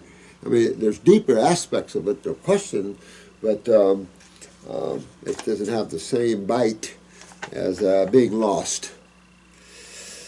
Yeah, all of that is real possible. In your book, I know you mentioned that but it wasn't sure what you meant. Absolutely. Emotions can come out, all kinds of things. I believe in past lives, of course, obviously. And so there's some real horror stories and past life experiences that can come out, too. There was a good show on past life regressions. I haven't seen him on in a while, but he did really good. He even looked up all these old places that people tell they were, and look them up to find them, to verify these facts. Good stuff, all good stuff. Man needs to keep on learning how big the universe is, and get away from these little finite thinking things like that. I'm sure I speak for most people when I say that I really appreciate your driven attitude. Oh, thanks, man. Jonathan, I hope I can help you out there, but man, don't take this one laying down and lightly. Whatever you need, call Jen B and work out something with her, with your affordability and what we can get on the shelves back there, and some help, because holy crap, man, you got to drain your sinuses. Why you had a cold and flu-like symptom as it is. So you're going to see some neurological things maybe up and down, maybe a little SOB here and there, but I think, excuse me, that's just from your detox. Hear that? I'm on my final stages. Now, Dr. Morris, first, thank you so much for sharing it. Oh, you're welcome, anytime. I am Adrian, male, 39 years old, from Transylvania. Yeah, did I read your thing the other day? I've been almost frugivore for 3 years. Good man. But sometimes my mind played tricks on me, and I did some exceptions. Who cares? Don't beat yourself up. You did good. You know what? We're not in a contest with anybody. We're all here in the same place, getting well, loving each other, and teaching other people to love instead of hate, and all the other kind of stuff, I mean, you have to. If we don't teach it, it gets lost. Notice, If someone isn't the channel for this, and this is why your politicians have said that's a wrong field. Those that run things, oversee things, should be overseers and very spiritual, because then there's no agenda. There's no financial agenda. It's only for the agenda of the wellness and health of everyone and keeping the freedoms alive for everyone. Those are spiritual governments. You don't see too many around the world, do you? Yeah, because it's all about power and greed and control at these levels, and it's just disgusting stuff. But some things are needed at low levels to get to higher levels. I've had my eyes read by Peter Angel. Peter, huh? And he confirmed what I was feeling. I have way more to go in my detox journey. I have lymphatic congestion built up for years of eating mostly pastry, dairy, and meat. I don't know what to say about it. If we have a lifetime of eating that way, thank you, God. Thank you, thank you, thank you. I got out of that in my 20s. Well, I was actually 19, I think. But still, my God, I think of people been drinking milk and eating meat their whole life. It's hard for me to see how people live that long doing that. Thyroid and adrenal weaknesses, I've attached my eye pictures if you want to see. Questions. I tend to overeat on fruits, and when I do, I get tinnitus in my ears. Get yourself wound up, do you? Should I restrict my volume calories from fruits? And I'd say this, pull away just a little hungry if you can. A detox is better if you do that. But I don't care if you eat 20 meals a day. I think you should undereat each time and have that digest good, then eat some more after a while, and let that digest good, then eat some more after a while. Who cares? This idea of eating big meals and then going on, no, I don't like that. I like eat when you're hungry and then go on. You don't need to eat very much either. I believe that the tinnitus comes from the triglycerides transformed from fructose. Am I wrong? Yes, you are very wrong. This is pressure stuff. I would like to go for herbal teas instead of tinctures as detox. Any particular teas that you recommend is good for detox, adrenals, and or thyroid. Well, I'm a formula kind of thinker, so when you're trying to make a tea that's good for everything, that's a heal-all tea. That's why I call it the heal-all tea. I have herbs in there for everything, and I think I just got that right tea made. I'm telling you, we've had so many great testimonials. People have used it. I had an herbalist one day. She had a basal cell on her nose, and this was a testimonial. I didn't even know her, but she had a basal cell on her nose, and they removed it. She had it removed medically, and it came back squamous, and she got scared, didn't know what to do, and she heard about our Heal-All tea, and she did 5 cups of Heal-All tea a day for 3 weeks, and no more squamous cell left. So I don't know, I didn't know her, but I know we have her testimonial in there. We got hundreds of testimonials like that from people we've never met, So good stuff. Well, let me show you CYFER, Kefir.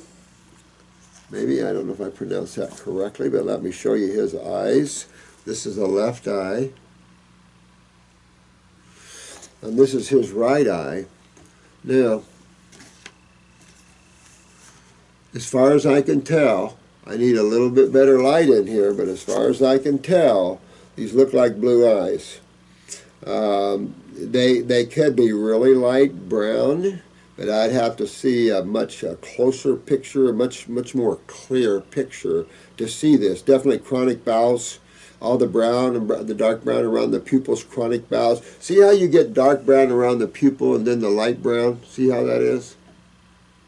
Well, that light brown is more your fiber look without heavy lymph. In a brown eye, the more lymphatic systems back up, the darker shading becomes. You start to see shades of brown.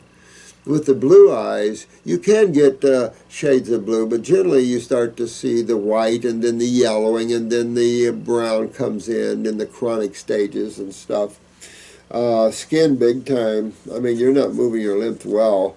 Right kidney weakness is showing up here. Chronic adrenals. You have heavy lymphatic problems in your adrenal glands. Both adrenals are chronic lymphatically speaking, at the very least, lymphatically speaking.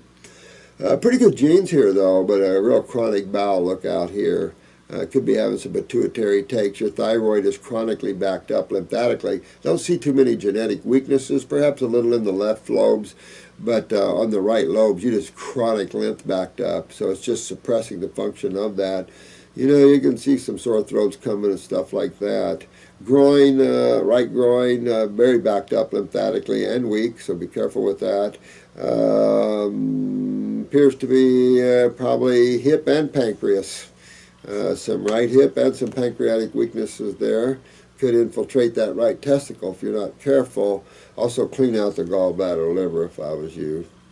Can't see the cerebellum on the left side or what, but I like your genes. We're going to work on your skin, get your skin opened up. You might work on the liver gallbladder formula and the skin formula. All those herbs, barbarous herbs, are good for the skin and all that sort of thing. Please pull his eyes. Let me look at his. Thanks. Reviewed his questions. Okay. So this is where I asked to see your eyes here. So that, yeah. So I just dig in. You know, you're going to be working on your bowels for a while, chronically. So not bad though, I'd say. But get after those kidneys and all that, and get them filtering, get your adrenals up. But good genes. You know, sometimes you know, these acids can break you down, and you got pretty good genes.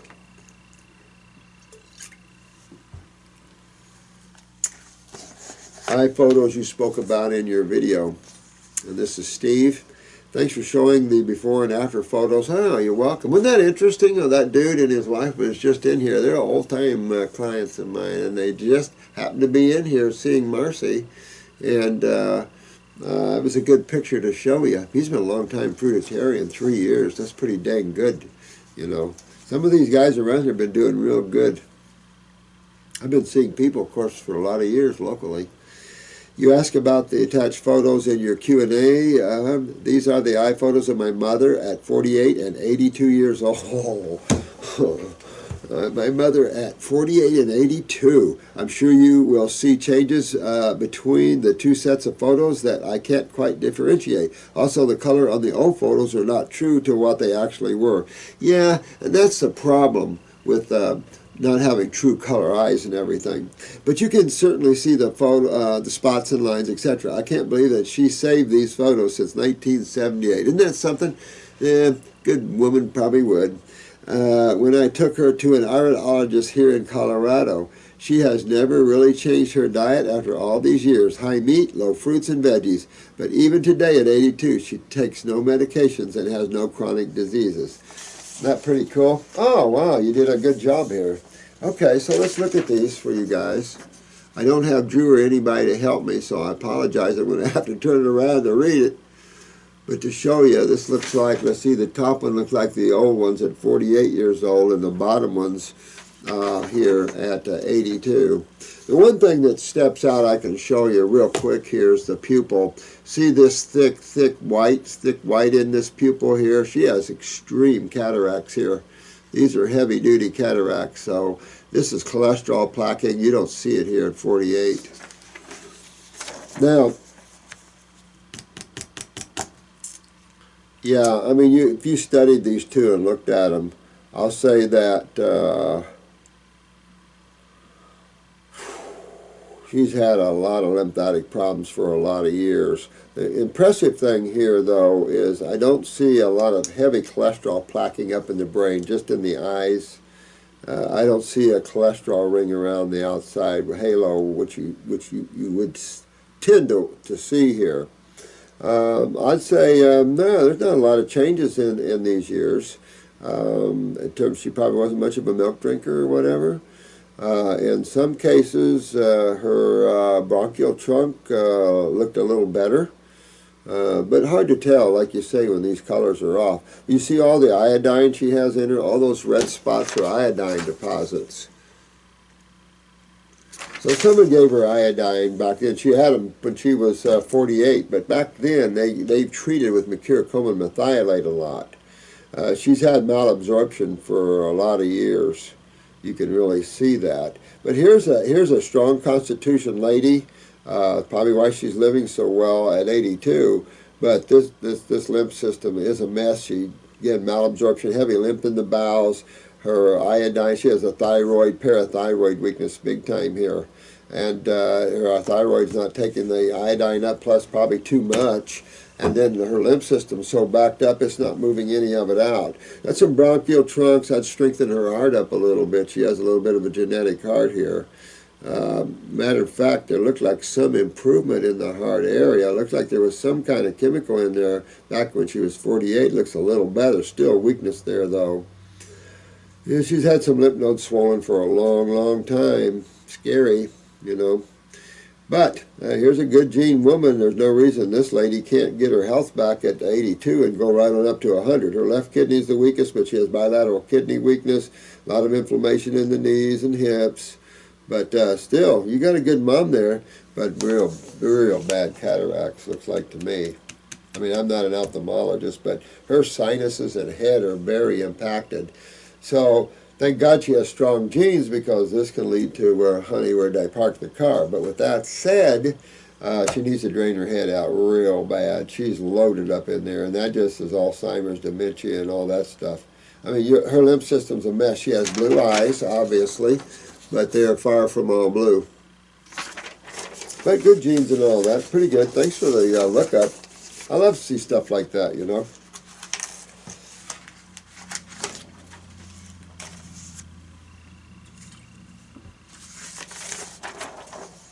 This is Joanna. Hi guys, can you let me know what you think? I am always bloated after eating fruit. Is this pancreatic weakness or something else? Well, Joanna, get a picture of your eyes, and if you see sulfur or orange around your bowels, it's the sulfur, because fruit is very aggressive. Astringently pulling on sulfur can make you gassy and bloaty when it comes out. If it isn't, and you're eating simple fruits, it could be pancreatic. You know, anytime you have gas with carbohydrates, and carbohydrates is your fruits and your veggies and your melons and your berries. Those are your carbohydrates. Starch is complex carbohydrates.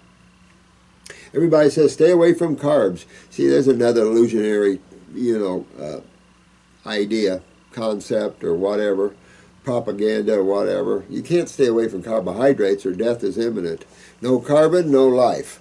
But it's complex food the body doesn't get well with. Body doesn't do well on complex food, period. It's just that the body is simplistic in its complexity.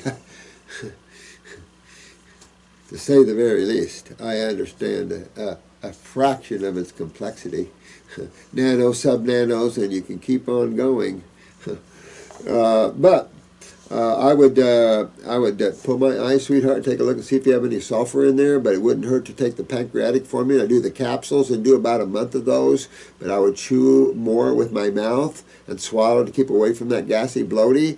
But if you also have mucoid plaque and stuff on the bowels, do the stint on the GI broom and clean up those bowels and everything, and see where you go. You'll get all that cleaned up. And take a look at the best way and the easiest way. That's why I love iridology, is just to take a look at your eyes, because you'll be able to see right there what's up. You can look at your pancreas. You can see if there's sulfur there. But if you have sulfur in you, fruit is very active in helping to break that loose, even if it's hard as a rock or as hard as rubber. But keep working on that. But if you're still getting gas from carbohydrates, then that would be the... Now, if you were getting gas on some lipids, say maybe even with some avocado, you might check the gallbladder out. It wouldn't hurt to do a liver gallbladder flush. Everybody do one a couple months after a good detox, and cleaning yourself out a little bit, and then you'll have an easy liver gallbladder flush. Hi, my name is Stephanie. Would you please tell me if you have any experience with treating actinomycosis or similar fruit? Fruit seems to activate its greens, seem to feed it.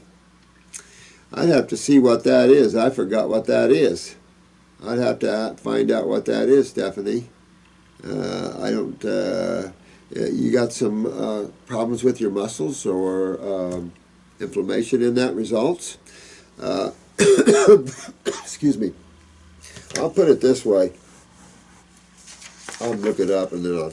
But any inflammatory problem, no matter the location, whether it's in the muscles, the myas, no matter where it's at, is always acidosis. Any condition that you're diagnosed with, you can just about take it to the bank that it's a form of acidosis. It's just a particular location. Add it to some genetic weaknesses, then we can really see some symptomologies coming up in the body. And that's what differentiates some of the just simple acidosis, is with the genetic weaknesses of the tissues themselves. But it's all reversible, and it's all repairable, and it's all rebuildable. But there's only one way to do it, and that is to reverse how we've created this. We're actually going back and reversing the consciousness that we've put into the body. We're removing that which is accumulated in the tissues, the acids, the mucus, the metals, all the stuff, even chemicals from makeups and stuff like this, and bringing all this out. Excuse me, please, I'm sorry. It doesn't matter where the location is. It just doesn't. Because when you have kidneys not filtering, you're going to have inflammation in every crack and corner of your human body. It's just the less genetic areas, those stronger areas, you're going to see less, and you won't see problems till further on. Your weaknesses always sticks their ugly little heads up first and let you know. And even your past conditions, like the gentleman was saying, you had a little tremor and it came back a little bit. Yeah, absolutely. And I've talked about this before, and that's good detox, though. Not something you really want to experience, because sometimes you pull the freak out or the fear syndrome and go, oh, think your things are coming back, but you're just pulling it all out of the body. And let me tell you, you rarely don't experience your weaknesses. I'll put it that way. So I'll look that up and get more with you, but yeah, I only had a limited study of diseases. I don't, years ago, I turned my attention totally away from that. I was getting too much into that kind of thinking, where it was pulling me away a little bit, and I realized, yep, don't be a fool. And so I just don't care in that respect. I consider that whole event illusionary concepts. You know, you've got cells and fluids, and it's just location, location, location. If you keep it simple, you can get your remedy easy. If not, then you're chasing rainbows, like mutant genes and things like this. But all cells are mutants, to a point. No offense, no offense, no offense, no offense. Okay, let's see where we go here. This is Melissa. I recently started taking liquid extract tinctures, adrenal, digestive, lymphatic, and will be incorporating pituitary and brain nervous system. I am experiencing stomach upset and heartburn. I am taking the recommended dosages. I'll tell you what you do. Put them on top of food, or put them with some tea or grape juice or something like that. Don't take them straight down, because if you have a weakness in the stomach, boy, they can burn. They're strong. I make strong formulas, I admit it, but even I have a hard time taking. It doesn't mess my stomach up, but boy, you know, they're strong if I take too many of them. And yet there's one lady taking 35 of them, and it's like, wow, amazing. It's amazing. I don't know, Eileen Lang, like I said, she was 23 of them, but she was 18 at one time. It's like, God, guys. But, you know, I like balance a little bit, but take it with something. It'll help with that. And, you know, you can even give some chamomile, comfrey, slippery elm, marshmallow tea, and use that to take with your herbs. Take them with the stomach and bowel formulas if you want, because there's marshmallow and slippery elm in there. And kind of give that a little buffer there, slow that stomach acid out a little bit. Can you clarify the proper way to take a tincture for dosage, concentration, absorption? Well, yeah, a whole dropper full is good. You know, Richard Schultz thought 45 drops is the best in the world, and he gave the highest dosages. And I said, Richard, I give 120 minimally, and I can double that easy. 45 drops, okay. But you want to take them to where you don't feel a reaction from them. They're too strong, and if they're too strong for you, break them up. Do 3 at a time or 4 at a time. Take a 5-minute break, 10-minute break, and take some more. I wouldn't take them on an empty stomach if you're having stomach problems, because that really can pull hard, and you can really feel that. Especially if you have some real serious burn in the stomach that you're not aware of. A lot of people have serious stomach burns they're unaware of, and you can feel those. Can you drink water or eat before or after taking it? Absolutely. It all goes in. I don't care how you dilute it. You're not. It's all going in. All the chemistry is going in. So if you dilute it down, I'm okay with that. Sometimes it's much easier to take diluted.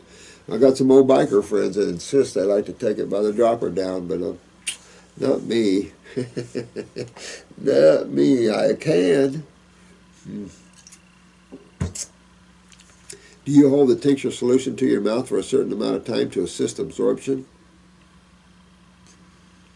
Never even give that a thought, and I wouldn't even think you would have to. And that doesn't assist absorption. That's a condition of your mucosa and interstitial fluid conditions. That's absorption. Mucosa and interstitial fluid condition, meaning that if your mucosa is full of mucoid plaque and thick plaque built up from white flour products and mucus-forming milks and stuff like this, yeah, you're going to block it from that. Most people have interstitial lymphatic constipation, meaning that their lymph system isn't filtering through their kidneys, and it's the same thing in the bowel wall as it is in the liver and the heart and everywhere else. It's backed up. Particularly because we've been dealing with protein, high-protein diets and dairies for generations, the GI tract is by far the most beat-up tissue in the human body. I think we can safely say that. I was watching a gastroenterologist talking on Fox News, talking about polyps and all that. He was saying that colon cancer is now third. It was one, and then it went to second. I don't know what second. I know lung cancer did go to one. Now I don't know where they are, but who cares? It's all serious lymphatic filtration problems, and we have to fix it. No fixie, no survival well. Is the pain and what appears to feel like heart pain and pressure detox symptoms? No, I'd say that's a weakness that you're exposing, that you have, and I would cool it off a little bit, thin it out a little bit so you don't get the heavy kick with that. You don't always have to feel a heavy kick from that. So I'm saying that's your stomach showing itself there. Can you experience detox symptoms in as fast as 3 to 4 days of starting a tincture? In the same day. I had a guy within a few hours go into a major detox, from a few hours from his first dosage. Needed it bad, would you say?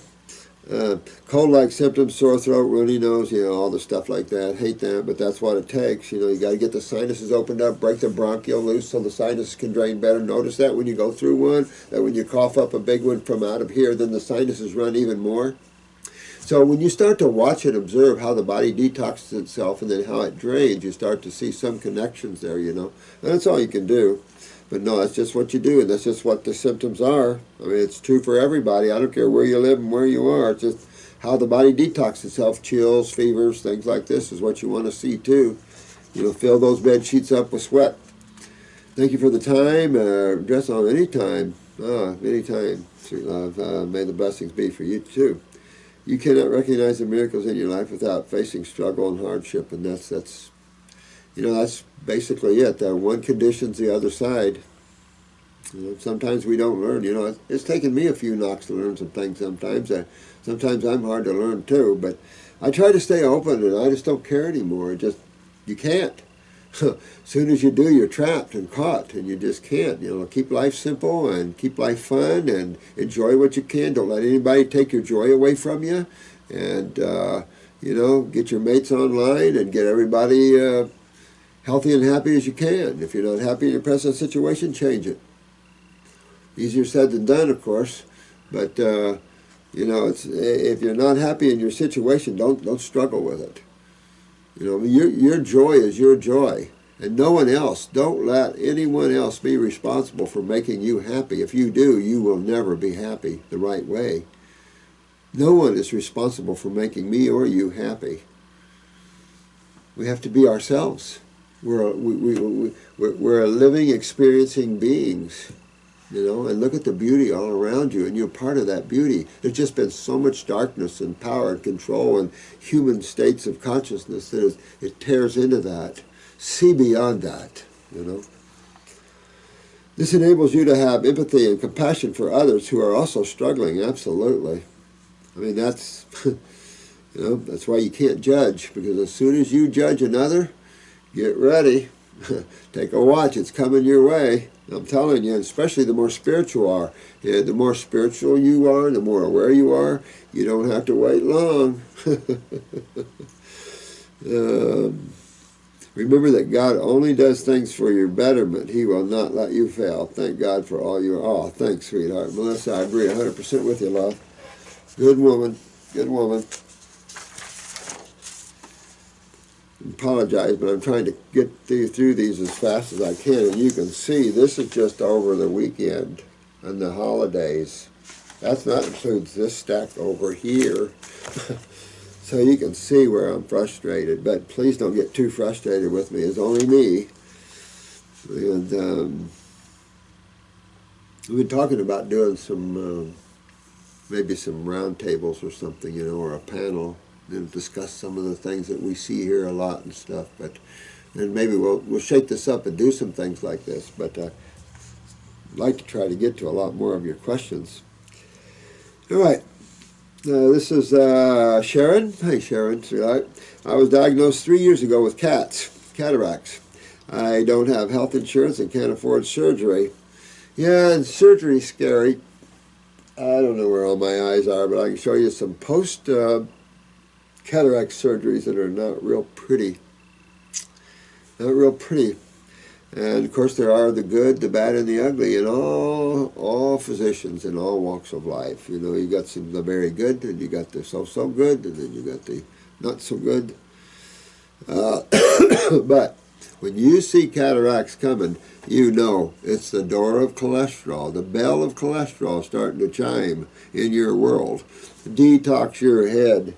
Get that cold and flu-like symptoms. Get those bowels cleaned up down below. Get your kidneys filtering. Get everything starting cleaning up down below so this can drain out of here. I'd use the eye wash topically at least twice a day, and I would also use it internally. At the same time, I'm moving that lymph knowing that that's the responsible party, because nothing ever good comes of any of this. So you want to get that moving. Work on your neurolymphatic points. Start cleaning your head.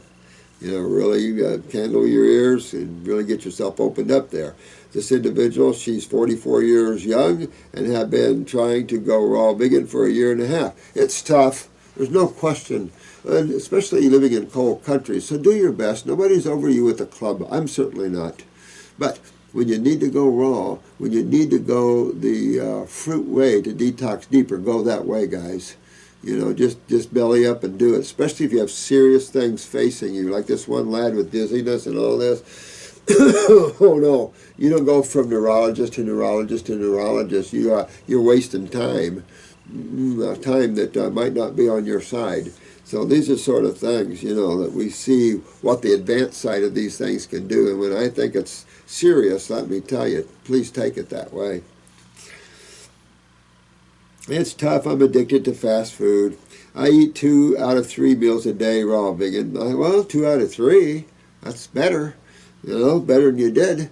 So you just keep working it, you know, and then you cheat once in a while just to keep yourself happy. You know you're going to do it anyway, but keep doing better and better, and cheat once in a while, do it better and better, and play with the best you can. I have already been restricted to daytime driving only on my license because I can't see anything in the eye test. Oh yeah, so you know what? This should be enough impetus to kick you up a little faster on this and get this done. Get that eye wash and help promote that blood and lymph flow topically in a sense, and then internally at the same time. You really got to clean your sinuses and drain your head out.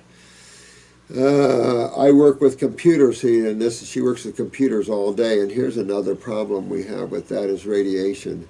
So you got to get, there's little devices to help. We have AC current in America. It can help change that. There's screens, of course. There's all kinds of things. Hopefully you're working with those because nothing good. I hate radiation. Oh my God.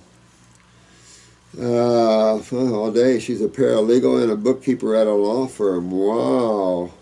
I like her already. I love paralegals. You know, I've got a real good friend. I haven't talked with him much because I've just been so busy, and he helped me a lot with the IRS. But he is one hound dog paralegal. He's one incredible guy. I really think a lot of him. Name's Randy White. He's on the east coast of Florida, but you ever have any trouble with any legal things, he should have been a lawyer many times over, definitely a Perry Mason, but his paralegal work is beyond outstanding. One attorney said, "My God, this is better than any attorney I've ever seen." And he's just really good at what he does, you know. But he's a good guy. Let me see here. I am a single mom. I am also overweight, trying to lose weight, but I can't seem to get past a 10-pound weight loss. Well, forget about losing weight. I think that's a good thing to do. Forget about losing weight, because subconsciously you're always telling yourself you're fat. So forget about that side of that, and tell you what you do. Just focus on health. Just say, you know what, I'm going to be healthy. I don't care about my weight. I'm just going to be healthy. And keep working on that. You know, your adrenals are down. Possible thyroid is down if you're backed up this high. Check your underarm basal temperature, see what your basal temperatures are. And just go after the health of it. Don't focus on weight at all or anything like that. Just say, you know what, I'm going to eat right to be healthy. Focus on what you can control, one thing at a time. Too much overwhelming is hard, you know. I am also having lots of menopausal symptoms. Well, I'm not surprised. You're either looking at pituitary or thyroid, and parathyroid, which will lead you in excessive bleeding or cramping. Pituitary, excessive bleeding, of course, and irregular menses. So you want to fix all the glands up, of course, your adrenals big time. Because you can get quite large if you have a thyroid and adrenal gland weakness. You can get quite large. You might try the female reproductive formula for a month or two, see if that'll pull you out of that. It'll strengthen the ovarian tissue, uterine tissue, and is a pituitary kicker. You might try that first. Check your basal temperatures, you know, that sort of thing. Fill you out a questionnaire. We probably should put that health questionnaire up on the up on our site so you guys can use it to give yourself a kickback of where you have problems. A good health questionnaire you use, we have it that you fill out for here, but we recommend it for all our students that, excuse me, in their clinics, because it helps to educate, excuse me again, sorry.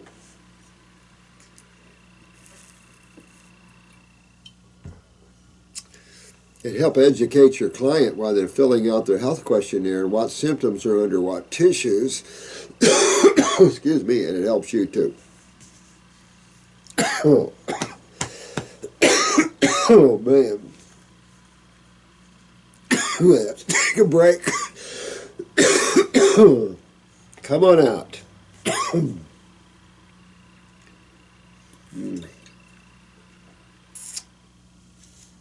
Come on, baby. See, I get it too.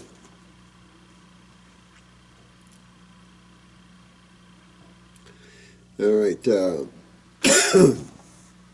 You think going totally raw would cure me of my cataracts and blindness, stigmatism? Oh, absolutely. But I go more than raw. I think you're going to get up into the higher fruit, berry, and melon way. Real important to get up in that higher level if you want to regenerate nerves and optic nerves and things like this. At the same time, you want to move this out as fast as possible. This is lymphatic issues. Drain that sinuses, get your bowels cleaned up, get your kidneys filtering, honey. That's the best way I can tell. Thanks for, excuse me, enjoying my YouTubes. I appreciate it. I appreciate every one of you for enjoying them. I'm doing my best to get it out as fast as I can. We see here, we've been 4 hours here already. Actually, not quite. We've been here 3 hours. Seems like. Hear all that? And you will always find mucus at the core of the problem, trapped interstitially around the cells, and then it tries to break loose through the mucosa, stuff like that. Same thing. You hear it in my sinuses. I used to have a cold and flu-like symptom that I didn't promote all the time because I always drank milk. Always drank lots of milk, meats, farmers. Imagine everything they do, we did. All right. Recent. Oh, good. Urgent. 19-year-old with diseases. Holy crap. Oh, man. Excuse me just for a quick second.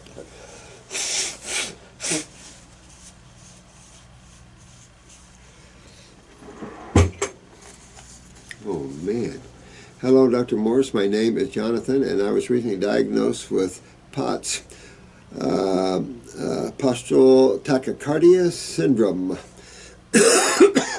Okay. Meniere's disease. I was introduced to your book by my family. Oh, yeah, I was just talking to you. Yeah, I was just talking to you on another one here. You didn't say anything about the POTS, the tachycardia. You know, the tachycardia can be either stomach-driven or thyroid-driven. So with your GI tract there, it could be your GI tract driving that, because that's where the autonomic brain is, or it can be your thyroid, you know, kicking up some tachycardia there. So you want to take a look at that. The only other time you could also look at tachycardia, if you weren't oxygenating the body well, the body would be kicking up your heart rate to get better oxygenation to the body. We see some cases of that. This is the case for the ophthalmologist helping me. He has a history of IBS, constipation, acid reflux. Yeah, I've already talked to him about this. Excuse me, I so apologize, guys. I don't want to stop because I want to get these out to you. I'm familiar with the heart, with POTS. Okay, so the shift decreases. The problem here also, guys, is positional. That's funny. Sometimes you can just be positional, and just because of the inflammation or the swelling, it can create a tachycardia too, or the opposite. My symptoms are mental clouding, brain fog, blurred, tunnel vision, shortness of breath, palpitation, chest discomfort, headache, lightheadedness, and nausea. You know, you want to open up those adrenals too. You want to open up the adrenals, you want to open up your stomach and GI tract, you get your kidneys filtering. These are all points that have influential aspects to everything you're saying, Jonathan. So you really want to get poking on that. And there's only one way to bring this, the epinephrines and everything into balance, and that's detoxing. Detoxing brings everything into balance, and one of the reasons is that you have to have a balanced chemical diet to detox properly. You also have to eat the foods that's designed for your body, so you're already ahead of the game in that. That's why we're all sick in the first place. So by going back to man's natural diet, his natural food, which is your fruits and your berries and your melons and some vegetables, then you're in a good place with that. But now we have to go fix things, meaning we have to get a little stricter in detox. It's just not enough to have a raw food diet. You now have to detox. A raw food diet should be at 0.0. This is what you should be anyway. So then you have to dig in to go after those parts unknown, those interstitial areas that have just constipated with high mucus and lymph from the inability of the kidneys to filter. So this is essential in all aspects, no matter whether it's POTS, no matter whatever it is, you have to go this route. Because this route brings the body and the cells back into a homeostasis, a balance of chemistry, which is on the base side. It's electrical. The fluids become hydrated. Everything starts cleaning and filtering, and weaknesses start working themselves out. Because you've increasing your consciousness to cells again. You were decreasing the consciousness to cells and they were morphidizing. Now you're increasing the consciousness to cells and they will wake up. There's a lot of ways to look at health. One through the world of channel of chemistry, one through the channel of magnetics, and one through the channel of intelligence and consciousness. Each is higher than the other in its understanding of the totality of life and the influence it has upon itself.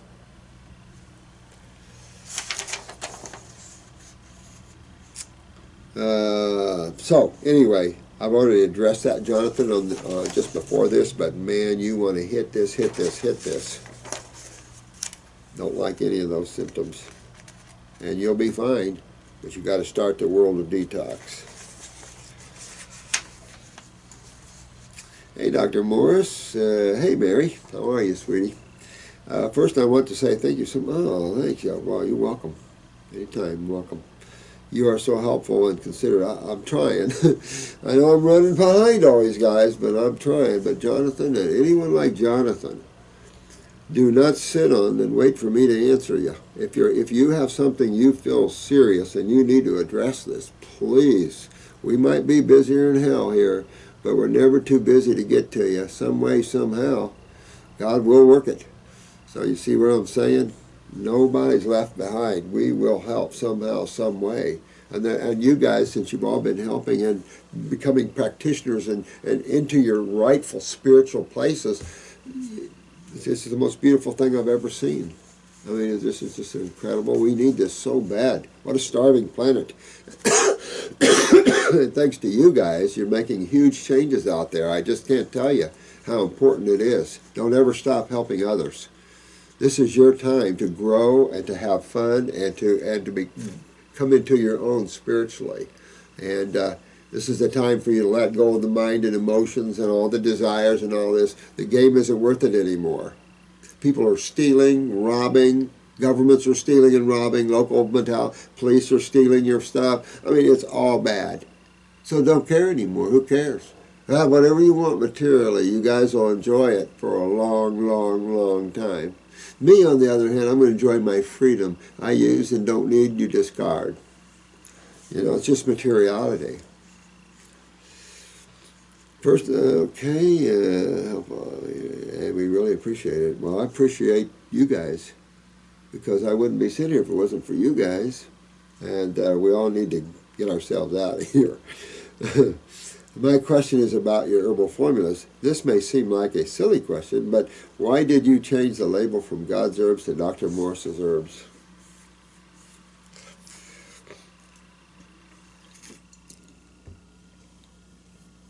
It took me a lot of years to do that. And I'm probably the last one that wanted to do that,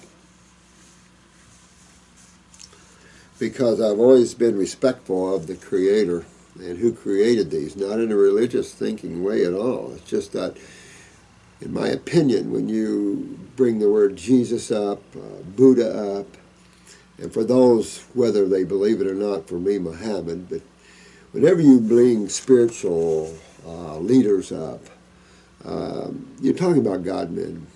Men that have resigned their lives to more of helping others and those that are more aware of who God really is and what it really is, and your place within the scheme of things. So we have always been fairly small. A few years ago, before the YouTubes, we started, our name was growing more and more and more, because I'd been curing up people for a lot of years.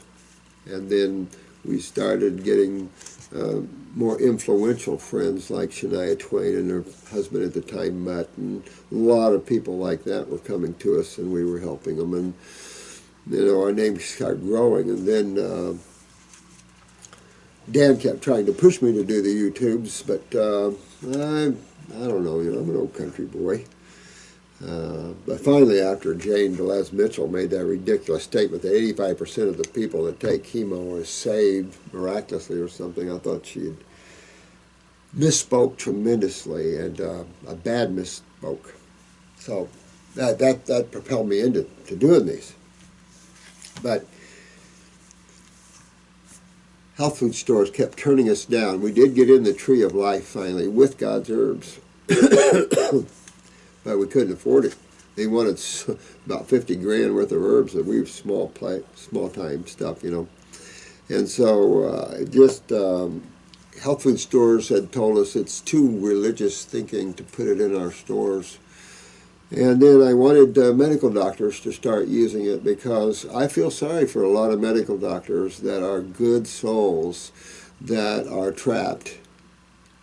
They're trapped in a system that can't cure. They're trapped in a system that hurts people. They're trapped in a system that they always have to carry all this insurance because of those reasons. So and their field is getting smaller and smaller. They're getting stepped on by their own associations more and more and more. So for good-hearted medical doctors, the spiritual ones, I'm totally on your side and with you.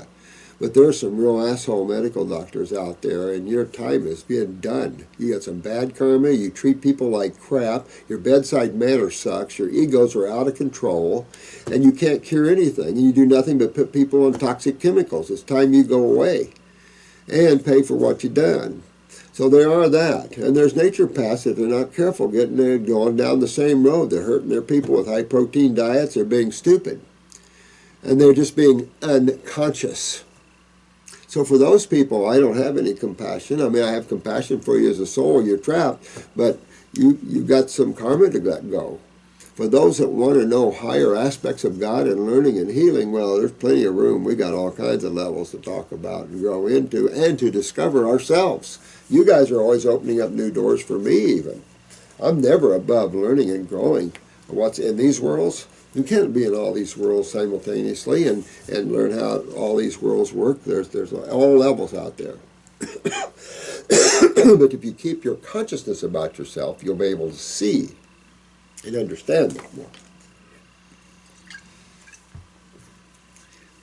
But I hated to do it because it's not about me.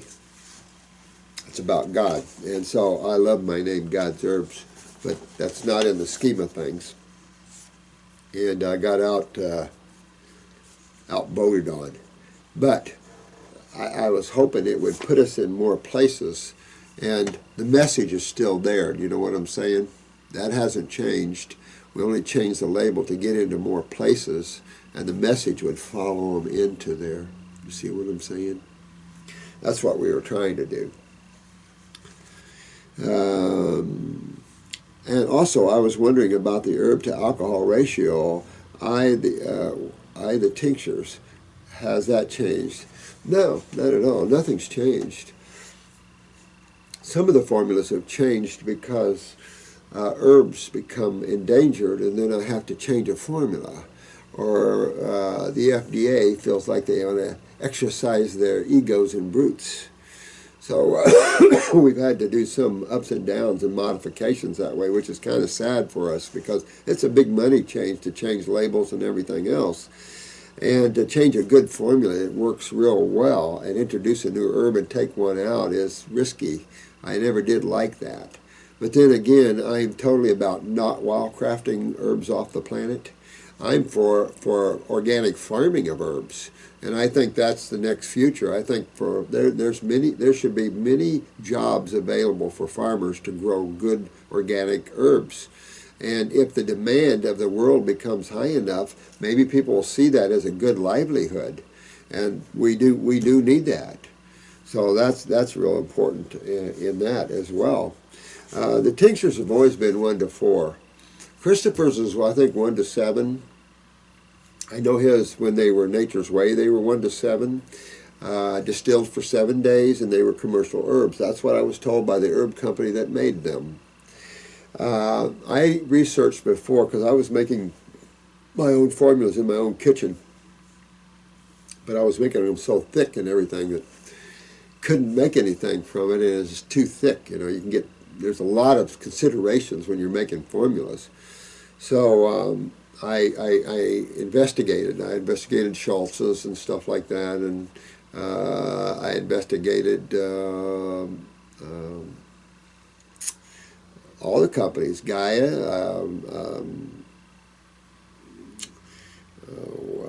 Smith at the the orange bottle labels. I looked at all these companies, but then I had Blessed Herbs finally because he put all his in 1 to 5s. And that was about the strongest on the markets, 1 to 5s. I don't even think Guy or any of those companies, Herbs, etc., use 1 to 5. Maybe. Can't confirm it. But, and his formulas were selling more than mine. And I said, I got to have 1 to 4. I got to have the strongest I can get and still be able to offer a tincture. And 1 to 4 is as strong as we can get in a balanced kind of way. And so 4 parts alcohol, 1 part water to 1 part herb. and so it's strong, real strong. And so, and our herbs are all organic always. I don't even consider commercial herbs. No way. I never will either. I know that's where a friend of mine got in trouble with the choppers. You know, poor guy, you know, got so busy with the bowel cleansing kits that he got into some commercial herbs and had some serious problems, and felt sorry for him. But you know, so you have to be so careful. And the FDA traced him to some China, into China.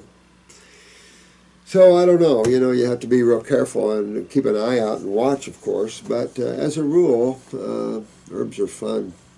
None of that's changed. I don't change anything like that. The only thing that's changed, we changed the labels because we were hoping to get into more places and more respected places. And sometimes on this planet, when you mention God, people freak out. They consider you a freak of some sort or something like that. And I only use the name to mean the infinite being, creator that created everything. Whatever name you chose or choose, God is a good common name the world over to use. There's other names we give it in other levels, but I don't want to freak you out.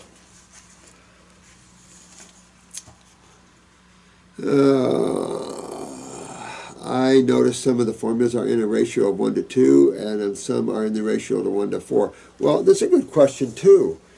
It depends upon whether they're berries and leaves and roots and tubers. It all depends. There's a different distillation of ratios depending upon how much we have to or what we're faced with distilling. And so when we're looking at roots and tubers and ribosomes and things, we're looking at, you know, harder things. Those are the herbs you boil more. With your tender leaves and berries and flowers, you can almost put them in hot water and let them steep for a while and be adequate enough to tell you the truth. So everything is different in that way, Mary, and that sort of thing. But I don't change anything are not forced to change. Because when I get a good formula and I feel it's good and I get a good intuition and we're getting good testimonials, I'm not going to change that. That's the problem. If you change too much, sometimes you can make a bad formula or a formula that's not as good as the other ones. I have had to increase our lymphatic formulas and kidney formulas because I felt that these systems are in serious, serious need. So there's always new formulas to come out. I guess I really want my infant formula out. I don't know what the holdup is getting me a sample. But I hope that answers your question. For me, my herbs are always God's herbs, but if you look on the side, it says produced by God's herbs. I got my way one way.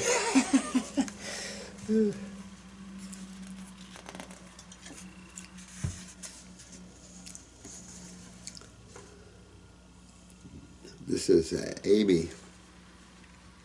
After being identified as having candida, leaky gut, and parasites through blood and stool tests, I have been following an anti-candida diet per my naturopath, which of course includes grass-fed, range-fed animal meats from a naturopath.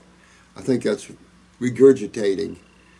You know, it's one thing for a naturopath to say, okay, if you want some dead animal meat once in a while, okay, make sure it's grain-fed, make sure it's hormone-free and antibiotic-free and all that crap, of course. But if you have to cheat once in a while, okay, cheat on some organic meat or something like that. But to put you on that kind of diet when you're sick and having problems is outstandingly stupid. And I'll be happy to tell them so. They didn't read true naturopathy. They don't know where naturopathy came from. And this is the problem with you schools out there that are teaching this crap. You're teaching good people how to hurt people instead of how to get them well. And that's why it's almost better if you forget naturopathy and naturopathic stuff because it's been so tainted as man likes to taint things and stay with pure herbology and be a detoxifying specialist. Who cares what they call us? The fact that we're healers and we can take someone to Hellville, from Hellville to Wellville. Who cares? No ego here. Who cares? You want an ego about that? Fine. Basically, the diet restricts gluten, dairy, and allows just 1/2 cup of fruit per day, thankfully. But you got to have vegetables, right? But wait a minute, wait, if you have vegetables, you're having sugar. Wait a minute, how are you not getting any sugar? And is it sugar the problem? Thankfully, I came across your video on YouTube explaining the role of protein in polysaccharides. Thanks, sweetheart. Also, I bought your book and I have been reading up on the 80-10-10 and Onolarid. I am 3 months pregnant and could not continue with the parasite blend. Thank you. And you wouldn't want to being pregnant? High protein diet? You'll ravish the calcium out of your baby, and the seriousness of a high protein diet when you're having a child can't be overstated, because high protein diets are high phosphorus and nitrogen diets. Those are calcium leachers. You'll leach the calcium out of you and go into depressions and postpartum depressions, and the baby will have less calcium, less growth of structure, connective tissue integrity, and just the very thing you don't want. You want your baby to neurologically come out strong. You want your baby to not be lymphatically backed up and have tumors when they come out. So all that is fruits, berries, and melons. Fruits, berries, and melons, and green drinks. If you pump green drinks, had one salad a day and everything else with a lot of fruits, berries, and melons, you'd give birth to one healthy puppy. Human puppy. Just wanted to hear your take on healing the gut. Well, I use herbs to heal the gut. I don't buy into leaky gut bull crap and stuff like that. There's malabsorption, stuff like that. But if you have thin bowels and you leak inside the cavity, you're in trouble. A true leaky gut. There's a lot of words that are going out there in our society that have wrong opinions or images tied to them, should I say. But clean that up. The raw foods will help clean that up. And you want your baby to come out as strong as possible. And being on a raw food diet, any weaknesses might have a chance to kind of turn themselves around a little bit. You're only about 3 months in, so that's pretty cool. You might have some time to reverse some genetic weaknesses and strengthen that fetus in there and yourself, honey. And then have a baby come out with not so much mucus and all this stuff, and better neurologically and everywhere else. I now admire your opinion more than anyone's on. I'm tired of sources that promote so-called healthy fats in order to heal the gut. I know it. No, you just got to be careful. And the thing is, there's no healthy fat to heal anything. Fats are more anti-inflammatory or antacids. And it's a lymph system your lipids are going to be absorbed into. So you see where we're going with all this? There's nothing better than just to kick back and realize, just change your diet to a diet more in harmony to the human design, your frugivore design. So what if you have some greens and some vegetables while you're pregnant? You probably could use the minerals right now, a little uptake of minerals. So some good drinks, but I would make dandelion greens might be hard to get, but parsley or spinaches and stuff like this, But you come out and have a good, healthy baby here. That'd be exciting, But as soon as starting you on this protein diet and stuff for a naturopath and knowing you're pregnant, the naturopath ought to stop already and either get re-educated or something. Also, I know that my adrenals and thyroid were an issue. Which of your products could I take safely while being pregnant? You can take any of the endocrine gland formulas for sure, and I would. The endocrine gland formula, very healthy, really nice formula, mainly fruit in there. So I would definitely take that, the endocrine gland formula. You can take the kidney formulas for safety. Matter of fact, most of the herbs you can take quite safely. We don't have anything that's real gnarly. The gnarliest herbs are found in the lymphatic formulas. And the bloodroot, the poke root, the chaparrals, they're considered the strongest, particularly the bloodroot and the poke root. Remember, the bloodroot is what pulls tumors right out your body. So pretty strong. We have it all buffered with all the other herbs and everything else too, of course. I think I only have 15%, maybe the most, of bloodroot in any formula. But still, cautioned with the lymphatic formulas. But other than that, you could pump the superfood blend, plenty of calcium in there, just good stuff like that come out. But definitely change your diet over, and the best you can there, so you can have a good, strong fetus and all that. Clean up the bowels. Use the stomach and bowel formula. That is not antagonistic to pregnancy at all. That'll clean you out there, or the Heal All capsules. One of the two will get into the gut and clean it out. The raw foods themselves clean up the gut real nicely too. So remember, your diet's going to clean it up, and with some herbs, maybe the Fab 4 or something, do you well there and clean yourself up. After you give birth, though, hit it. And look at your eyes. Take a picture of your eyes so you have that on board and see some changes there with the fetus. But thank you so much for the questions, guys. I love these questions. They're all great. I just wish I had more time to help you with them, It's almost 3 o'clock, and so I'm almost pushing to the end. That'll put us going on 4 hours here. 3 hours. This is Lucy. I went to school with a Lucy. Lucy in the sky. Dear sir or madam, I just found Dr. Morse's videos and I am really impressed. Oh, thanks. Thank you. I appreciate that. I'd like to thank him for all the information. I also would like to ask how can I send my iPic to my husband's. Let me see. I also would like to ask how can I send my eye picture and my husband's eye picture to him to look at them. Well, send them to Chris. And just send your eye pictures to the club here, Attention Chris. I think he's got a certain email. I don't know everybody's email. I apologize. I'm kind of my office over to the side, so I don't know everybody's email, but it's Chris. I think it should be right on the YouTube site there. And you can send him, or send him to Jen B and ask her to give them to Chris by my request. Can I take the pictures with my cell phone? Yeah, that's simple. And Lucy, there should be a bid up there to show you how to do that. If not, call up Jen B. She'll give you the instructions how to take a nice picture of both of you guys. And send me a retake up here at the top of your question, and I'll go over them for you. But when I go over them, I'm just going to go over them quick, because if I sit and I come around and we get Drew and we lay them out like we did before, I have to set them all and not accumulate a whole bunch of them first, because it could be months. So they're too slow that way. Hi, Dr. Morse. Let's see. This is Kyle. Nice to meet you through Google search. Nice to meet you too, Kyle.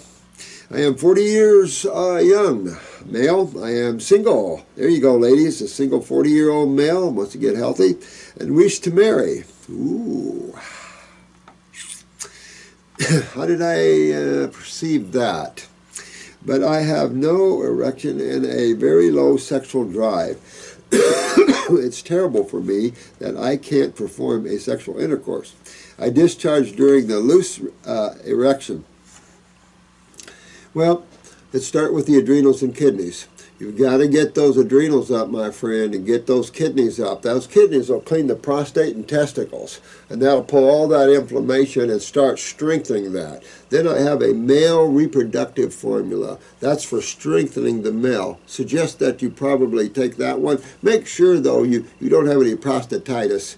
I don't know if you've had your blood work up. If you have a PSA done. You can even go down to the lab, any lab almost nowadays. You can walk in and get lab work, but you're just looking for a PSA.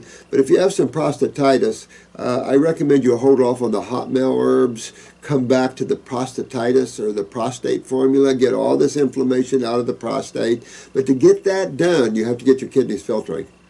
The only way to fix the prostate and the adrenals is to fix the kidneys. But then again, you got to fix the adrenals to fix the kidneys. You see where you're in that catch-22?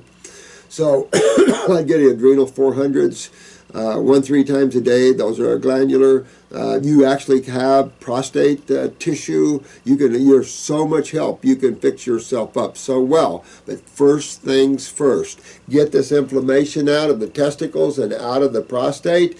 Then you can strengthen and rebuild it. There's a ton of incredible herbs for men that really will make that little baby even grow. So, just hang in there, but you got to fix some things. I'd also clean up my bowels. That's right there, influencing the prostate and everything as well. So you want to fix up your GI tract as well. And then all this will correct itself. All this will correct itself. I feel no erection during watching a porn movie or a nude girl near me, or during any nude thoughts when I was in my teenage. I had been a super erection. Oh, well, you know what? You could have burnt too much testosterone, had too much. and you burnt yourself too much, and now you're going down the other way. Now you're low in testosterone. That could also be the case. You don't want to play that game, though, because you'll hurt yourself real bad. You want to play the game of health. And the game of health is getting your kidneys to filter the lymph system, which the prostate is the first thing that hits it anyway. Same thing with females' ovaries, ovarian cysts, same thing, lymphatic problems. Uterine fibroids, endometriosis, the same thing. It's all lymphatic things. Vaginal atypical cells, all the same thing. Get those kidneys filtering. It'll start cleaning all these areas out. I am worrying about it. After I would be too. I wouldn't like to live that way. When a 102-year-old black man from the islands raised on fruit came in here one day and said, "Are you Dr. Morse?" I said, "Yes, I am." He said, "Guess how old I am?" I said, "You're 70-some years old." He said, "I'm 102 and I'm getting ready to get married for the 5th time and I need your help." Now, that's what I'm talking about. A man raised on fruit at 102 getting ready to get married for the 5th time. So, get yourself back on a good fruit diet, get your bodies cleaned out, you know, and there's plenty of herbs to help us to strengthen glands and everything else. There's plenty of good stuff out there, particularly for the male side. So when you get an X amount cleaned out, your PSAs are normal and everything, go to the male reproductive formula and start working on that. That'll strengthen the male side as well. And then there's plenty of herbs. You want to be careful with too many of the uhimbis and things like this. A lot of strong. And be careful about overstimulation. That's not where it's at. Build strong. Ginsengs, Panaxes are hot, but they build strong over long time use. Things like the tissue rebuilder that we have, that's a strengthener of the male as well. Like with the antler and the ginsengs, they strengthen. These are tonics, and they strengthen and tone.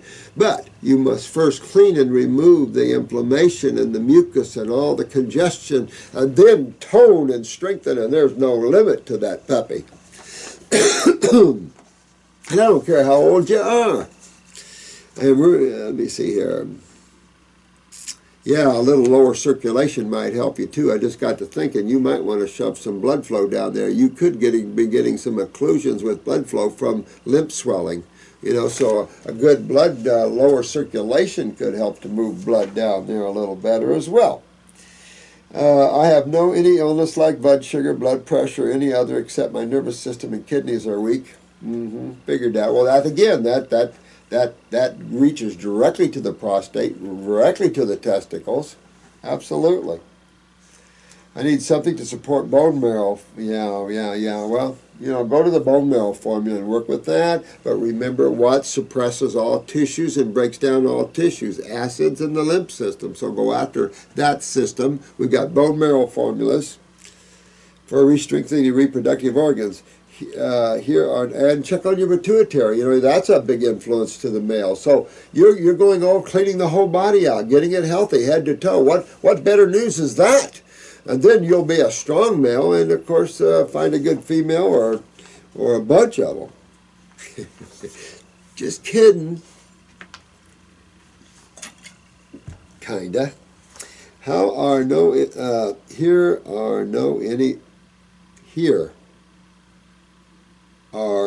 any herbal or Ayurvedic doctors. Connie suggests me some best health tips for this problem. I will be really thankful. Oh, you got it. Oh, he lives in Moscow, Russia. Oh, yeah. Can you get herbs over there? If you can get our herbs over there, boy, you can have all kinds of fun getting yourself well. So that would be pretty good. If you can get those herbs in there and get working on and if you got access to fruit over there, my God, you can get yourself to be a strapping young man again. How good is that, you know? Nothing's ever dead unless you want it to be. I will say this for you guys, that are you get too high up there in raw. It can pull some of that desire away. Because now your consciousness, your energy is more up here, not down in the gonads. And so your energy is here. I was a lot of years without, I was being celibate and seeing how all that celibacy would, because there's a lot of take on the reabsorption of sperm and stuff for men and stuff, and the power that gives them and spirituality and blah blah blah blah blah. So I was trying that, the Samson thing, but interesting. It's enough to say that it is what it is. One can or can't. You shouldn't allow anything to affect your consciousness. I don't care what it is. There could be all types of war here, and you should not let any of it pull you away from who you really are. So that's part of some of the experiences that you go through, things pulling you away and you coming back, and getting stronger at staying conscious and stuff like that. It's just a process to do that. But as you grow more etherically, it's true, the lower part doesn't stick its head up all the time, because your energy's here. You're into such a high level of consciousness. It's hard to describe that. Your merging with others are different, although you can do that as well. Okay, this is to Jennifer. Okay, this is Sophia. Attention, Dr. Morris. I found an interesting article about the importance methodology to reverse late-stage type 1 diabetes, autoimmune, anti-GAD, positive, or other disease. You could inspire from this article to build a methodology to reverse type 1 diabetes with diet.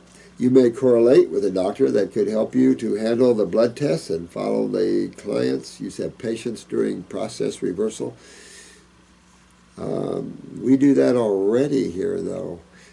This article should really inspire you to create methodology with high success rate. Millions of people could be cured more easily after a methodology is created and tested.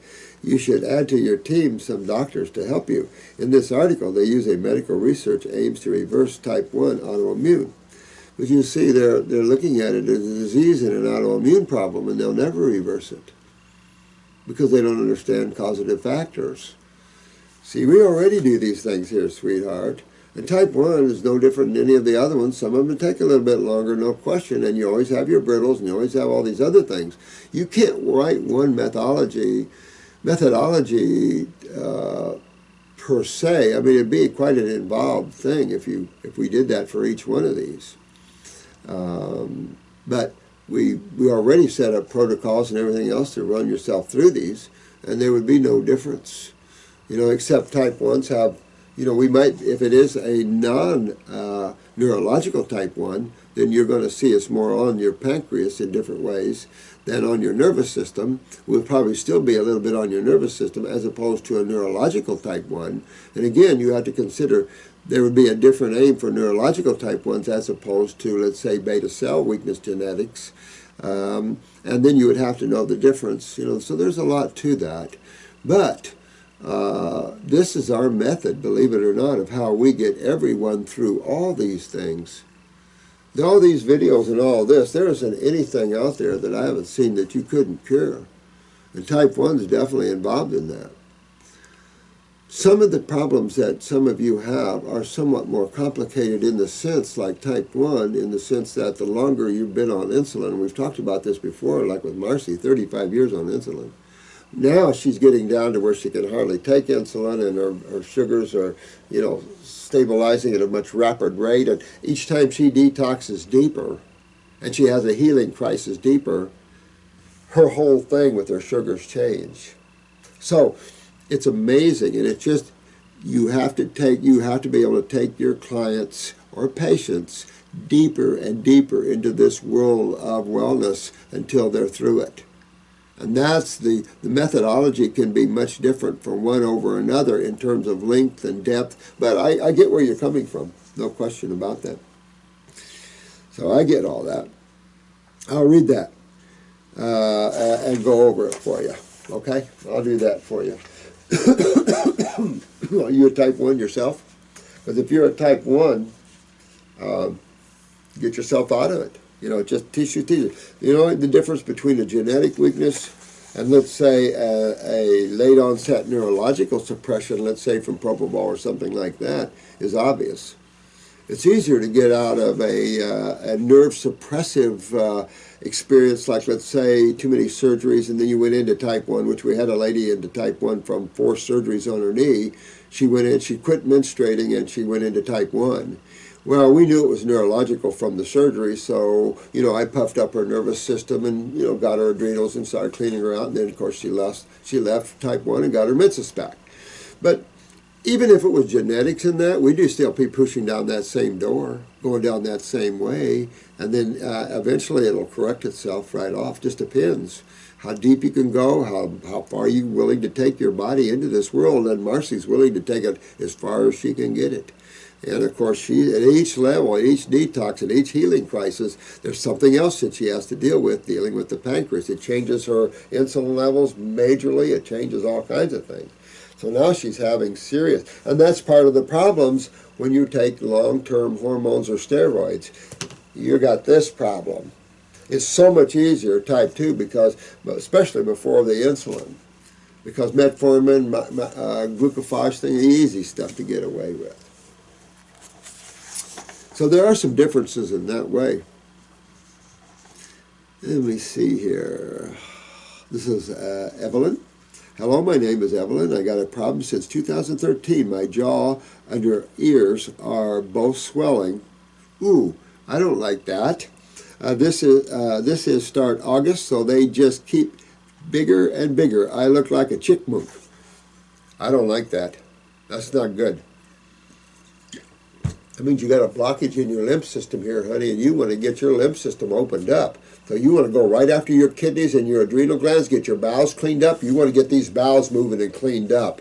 I would candle my ears. I'd work on those neurolymphatic points down my back and down the sternum here. I'd really work on my body and get my lymph moving because I don't like what you're saying. And that, of course, swelling would be the lymph system. And of course, that's acids, and that's your jaw. You don't want to remove so much calcium here that you get TMJ or something and start clicking and cracking. And no. You want to get all this moving out of here. And it's sitting on top of your bowel, so you got to get aggressive with your bowel work, get aggressive with kidneys filtering, and get this swelling out of here. Yesterday, so you're going to go, you at least start on the first kit. You know you're going your kidneys, you're going to go after your adrenals, you're going to go after your lymph system, so you want herbs for those systems. If you're confused and you call in here, then you can ask them.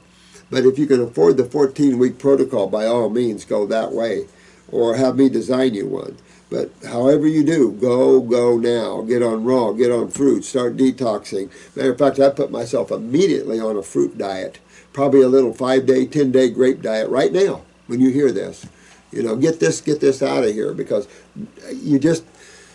I just regret one thing in a client of mine that we didn't film him, because we talked about it extensively, and I wanted to film him, but we didn't have a good camera at the time, and I really wanted for everyone to see his story of what you don't do and what you don't allow medical doctors to do in removing lymph nodes down your face here.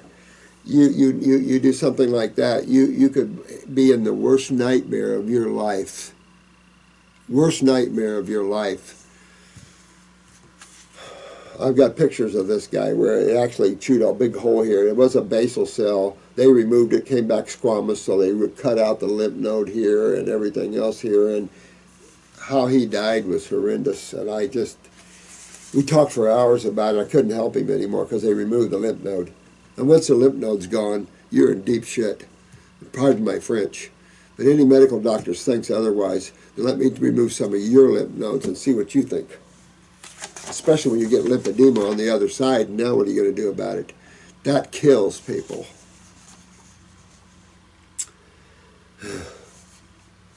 So, let me go on. This is, okay, I look like a chickmunk. In November, I went to the urgent care. They told me to do an ultrasound and blood test, but there's no result negative. After that, well, you know it's lymph. This isn't a blood problem, sweetheart. This is lymph problems. After that, I went to my primary, so they did give me more lab testing. as if you even friggin' needed a lab test. It didn't need a lab test to see you look like a chickmuck and you're swelling, and it shouldn't need a lab test to tell them what system's down. But you know what? That's how ignorant people are, and this is why academics right now can be your worst nightmare. They're so academically they can't even see your face right in front of you and see the swelling and know what the health system that is. Jesus Christ, let's just send her for lab work.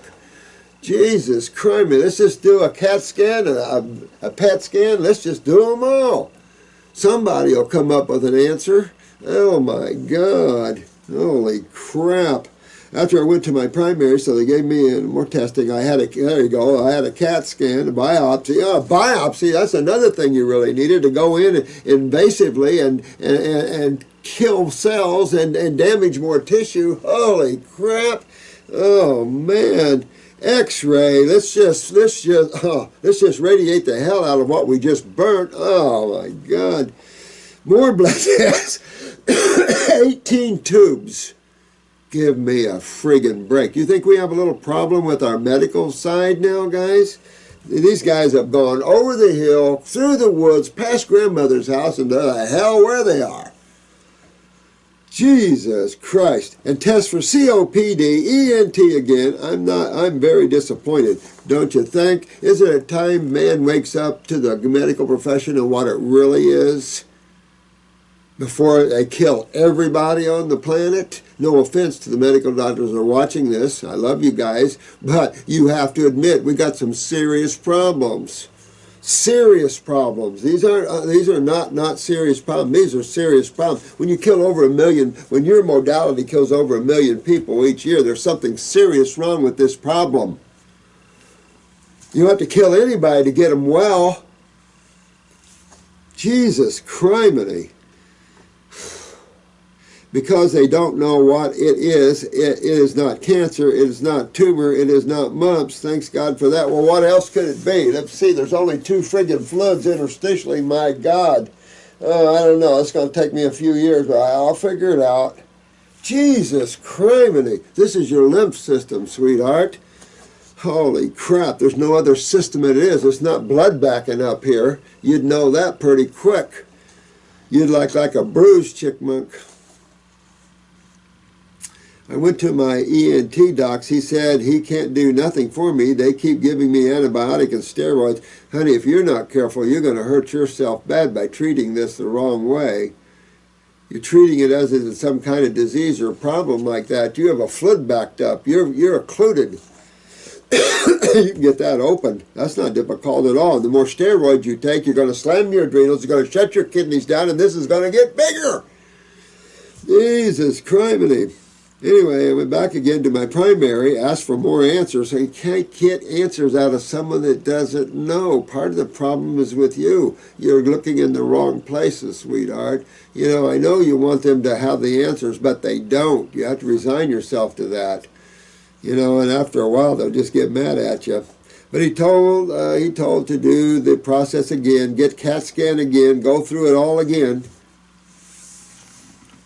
And you guys wonder why I should be a drinker. I'm not, but I should be a drinker. Anybody fix me a margarita or something back there? Well, this is Sunday and no one's here, so I guess that's no good.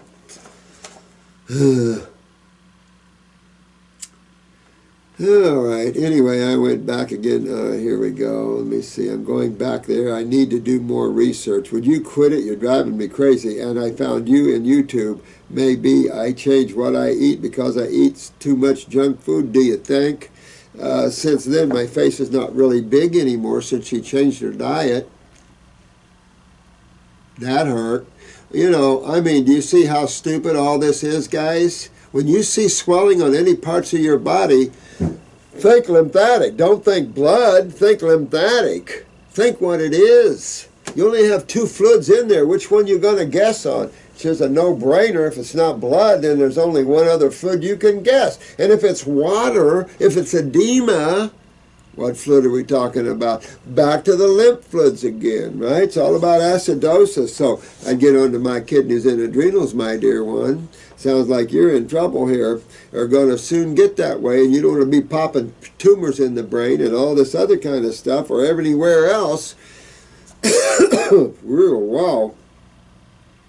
I just start not eating as much processed food no more. Hope I can have some answer. What is 14-week protocol? That's an herbal protocol with a raw food diet. It'll pull that right out of you. And you need to do that. Or at least go on the raw food, go on a fruit diet for a few months and pull that out. If you got your swelling out a little bit with just changing a little bit of your diet, imagine what you're going to do when you change it properly like you should. You're going to fix yourself up. And look at what you went through, and look what they put you through, and look at the money involved in all this. You can tell you how much money's involved in all this, guys? She went to the hospital, she had a CAT scan twice, it looks like, or going to, and all this stuff. So her bill's getting up there, probably $30,000, $40,000 at least. Somebody's going to pay. Jesus criminy.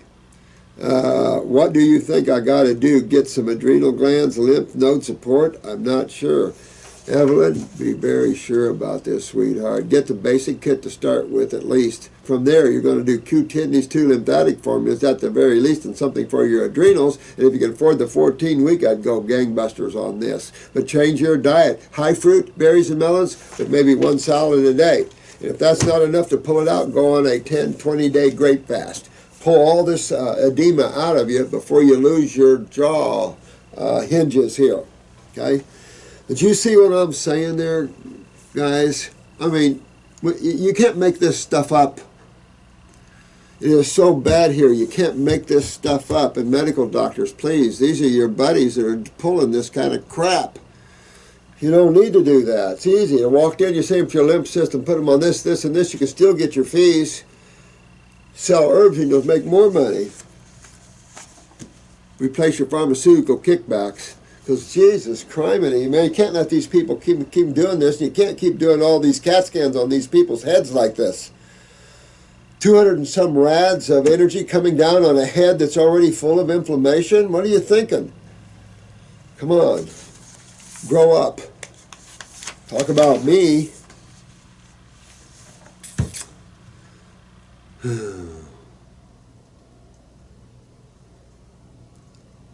This is...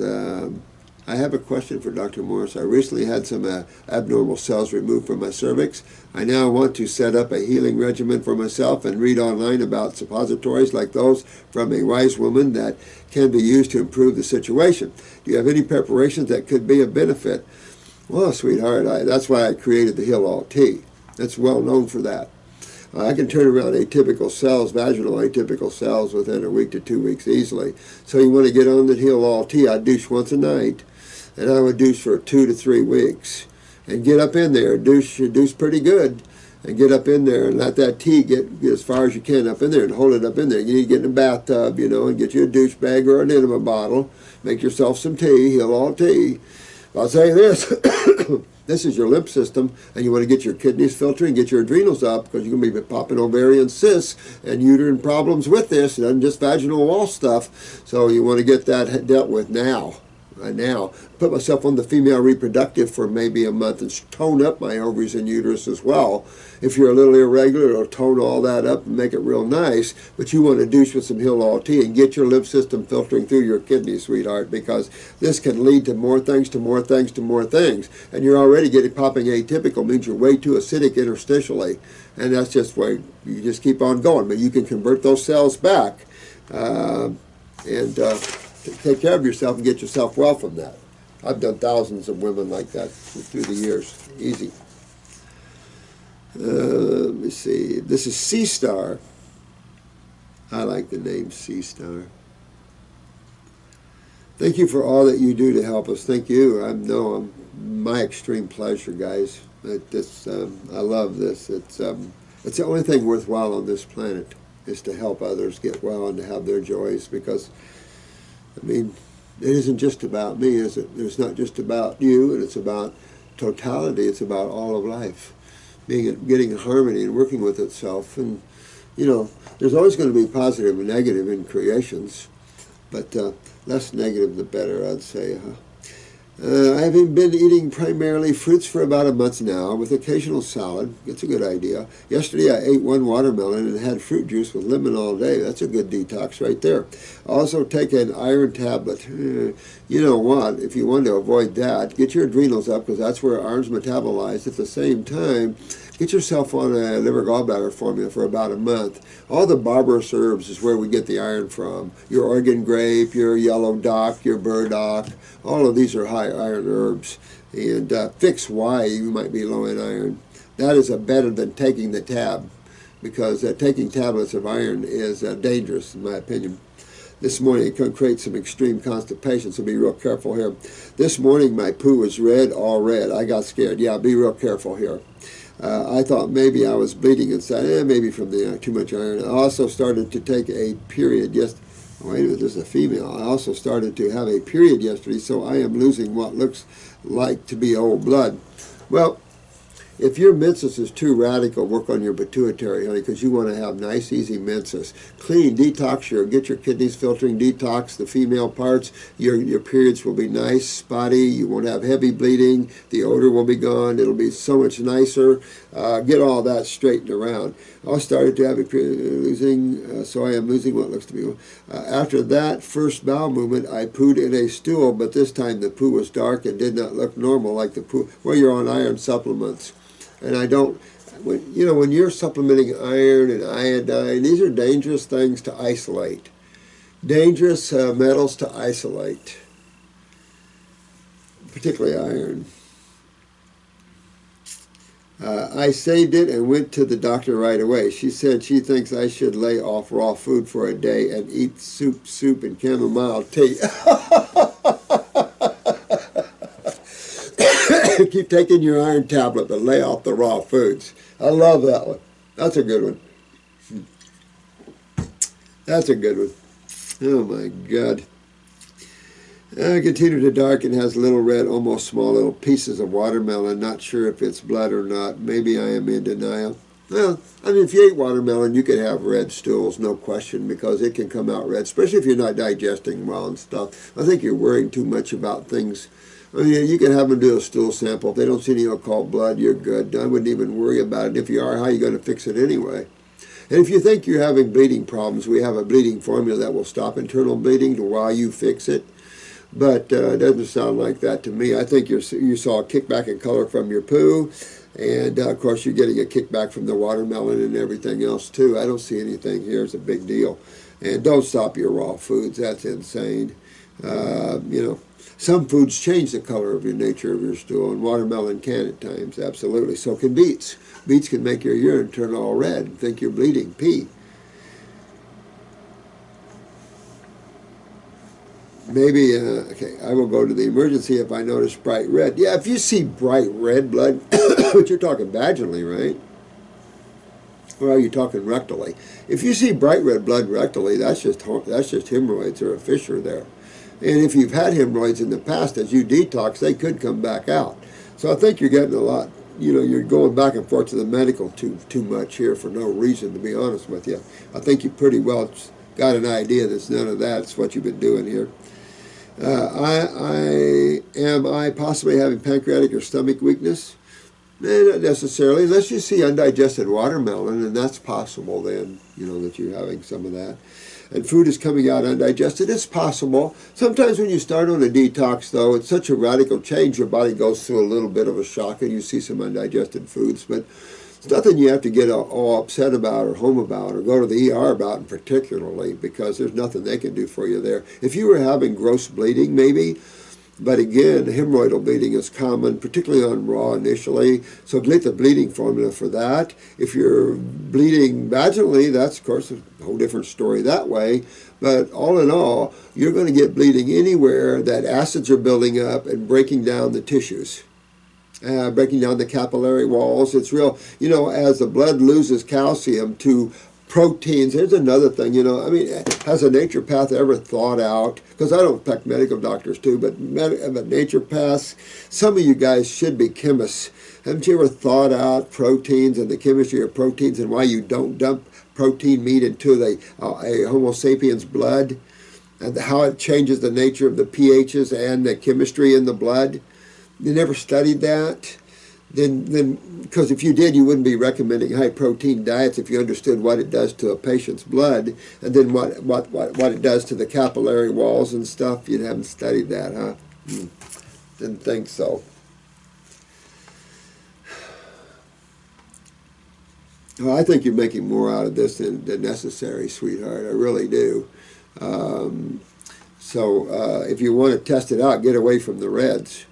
Just go put yourself on a normal salads and some fruits and stuff like that. Stay away from watermelons if you want, and your poo's going to be your poo.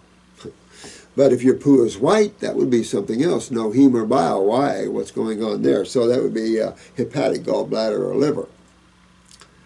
Let me see here. I am breastfeeding, and my family say fruit is not enough for a nursing mother. Oh, yeah? They need to check my grandson out. I don't think they'd be saying that. Sorry about that. My grandson is raised almost exclusively on fruit and coconut water. And let me say this, the Enda. He's a strong little monkey. That boy, nothing deficient. If you want sick kids, feed them standard food. They don't understand that. But if you want a sick baby, feed them the crap that everybody else is eating. Doesn't take long for your babies to get sick from that since they're already genetically compromised worse. That's the only thing you want to feed your babies is raw living fruits, berries, melons, and some coconut water or milk.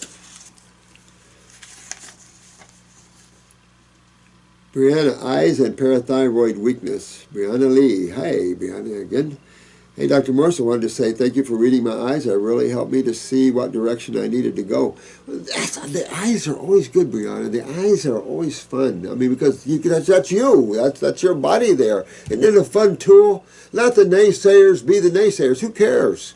I mean, for those that want to experience a heightened sense of joy, awareness, and happiness, strap it on. For those that want to wallow and live in their pains and sufferings, keep going to the ERs, keep doing those things. But there's a time where you've got to step up to the plate and man up and dig in and follow your intuition on things. If it doesn't work, you can turn another direction. I broke my leg. Let me see here. It was neat how you pointed out I had a right leg weakness because I broke my leg quite severely when I was young. Look at that. Is that pretty cool how the eyes is like that? And you can see everything. I don't really focus in every little thing because, it gets a little insane. But interesting, isn't it? You also said I had a lower back weakness. Excuse me. I apologize, guys. Going through my detox. Plowing through it, baby. Which is true because I suffered greatly with horrific lower back pain before going fruit about a year ago.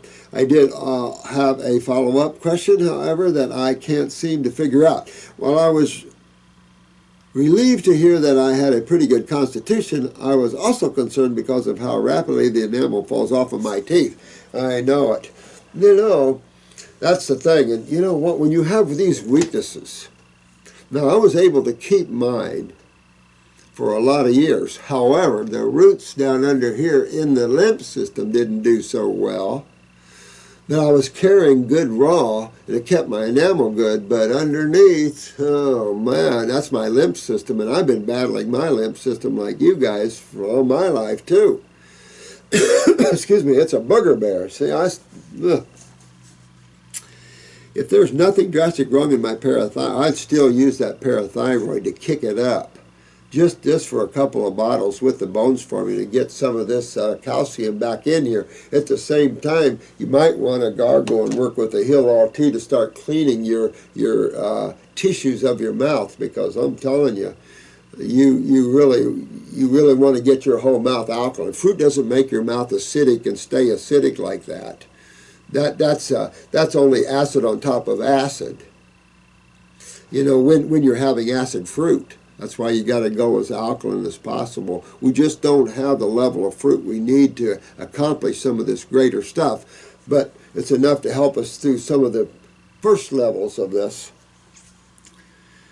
And if you want to pump some green drinks, you can. But the God's Blend, Superfood Blend, extremely high in calcium, but you got to be able to utilize it. It isn't just about something having it in it. You've got to be able to utilize it, and you also have to look at the terrain or the condition of the tissues from which your problem is and how acidic those tissues are. You got to consider the whole thing. It isn't just about consumption, because you have a whole world. What is the things you have to think about when you're thinking about any place about rebuilding? Not just detoxification, but you want to rebuild too, which is part of detoxification, granted. You want to be thinking about digestion. You want to be thinking about absorption. You want to be thinking about utilization. Is my adrenals producing enough steroids to utilize my minerals? Is my parathyroid producing enough parathormone to utilize the calcium? You know, all these things. Is my body moving more into a hydrated state where I'm burning proper electrolytes this time? You know, looking at this whole scenario that you guys are going through, that's really key. And asking those questions, because these have to be taken care of for proper regeneration of any tissue, whether it's teeth, bone, liver, pancreas, heart, doesn't matter. Muscle, doesn't matter. Acids are your side that breaks you down. Base balance is the side that rebuilds you. Consciousness is rebuilding you, because that's where all the blueprints, all the energy, all the directions are to guide life to rebuild and to guide the atoms. Comes through consciousness. It's not an external thing. Works through the mind, but the mind works through consciousness. Everything's always being directed through consciousness. You are too if you listen.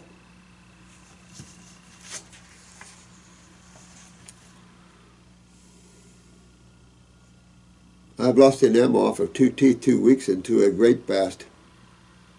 That's not good.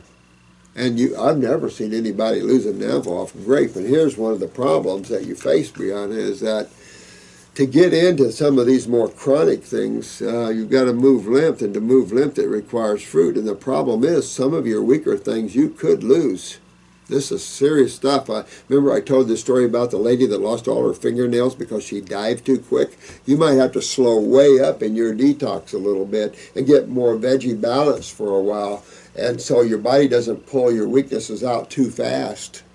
You might have to slow up that way, Brianna. That is possible. There is that knowing to hold them and fold them. There is that art of detoxification where if it's too strong and they have too many weaknesses in strategic areas, you might have to go slow. And even if they are facing more serious problems, it's all about what you're facing. What's more serious? What's more prioritized in your life? If you're sitting there with enamel coming off and you have a tumor and cancer, guess what's more priority? But if you're not, then I would back down into the vegetables a little bit. Don't detox much slower, and maybe keep what you have. Go after your lymph system with some mouthwashes and stuff that way. Get the glands up that way. Because you can have suppression of the parathyroid from the pituitary and not see a lot of that in the eye. But symptomology will show you. You know, it's horrible stuff that we all have to go through these things. But we are a species with considerable chronic and degenerative conditions at this late date in the evolution of this species, where many things have been holding the evolution back. We're not anymore. Okay? Some things are being taken care of. All right, I'm going to cut off now. It's 3:30. I've been here since 11:30. So I think that I'm going to cut these off. I got so many more. Oh my God. I could just keep on going and picking and going. There's so many questions here. Oh my God. Look at this. Here's Matthew. I feel like my kidney disease, digestive issues, and bowel issues, also swallowing issues, is because of stress and anxiety, unresolved trauma. Would I benefit from acupuncture? God, there's so many good questions. Acupuncture. Would I benefit from acupuncture? Heard that helps balance. Well, you could. But there's nothing like regeneration. If you have kidney weakness, man, you just got to regenerate it, period. I mean, you can help with some acupuncture, maybe if the energetic flows better and stuff like that to tissue. But if you have some unresolved trauma, it's going to be locked in the adrenals, which is locking your kidneys. So you just have to let it all go. You know, do some primal screams out in the woods. Let it all go. Let you give yourself your own primal screams. You know, you just work on yourself and let everything go. Release, release, let go. Even past lives, just see everything is letting go, and you merge more into God. Just become the old Sufi God merger, merging into God. Just being in the now is merging into God. Just merging into the present moment beyond thought. That's merging into God. And the more you merge into that ever-present moment, the more you'll see what I'm talking about. But and that will open up these channels that are blocked. And it's better if you open them up consciously as opposed to an acupuncturist, because you have etheric bodies they can't open up with acupuncture. So it's better if you open it up with consciousness, and you just open up your body like it's a gigantic vortex for the God force flowing through out into the other world and out into all life. And this love and healing power of the Creator is flowing to all beings through you. And that will help you immensely find your balance and remove the trauma. At the same time, physically, you want to get to the physical side of life, chemical. So you go through that route, change your diet, get your kidneys filtering, get your adrenals up is where you're housing that trauma. If you have to use a glandular to pop that adrenal open, do it. I don't care. Why is it that they say not to eat grapes, melons, etc. with kidney disease? Because they're friggin' nuts. Why do they say fork over your third kidney, or not your third kidney, your extra kidney? Where is that little kidney picture that someone sent here? I'll always keep that here. Fork over your spare. I love that one. Fork over your spare. Same people, huh?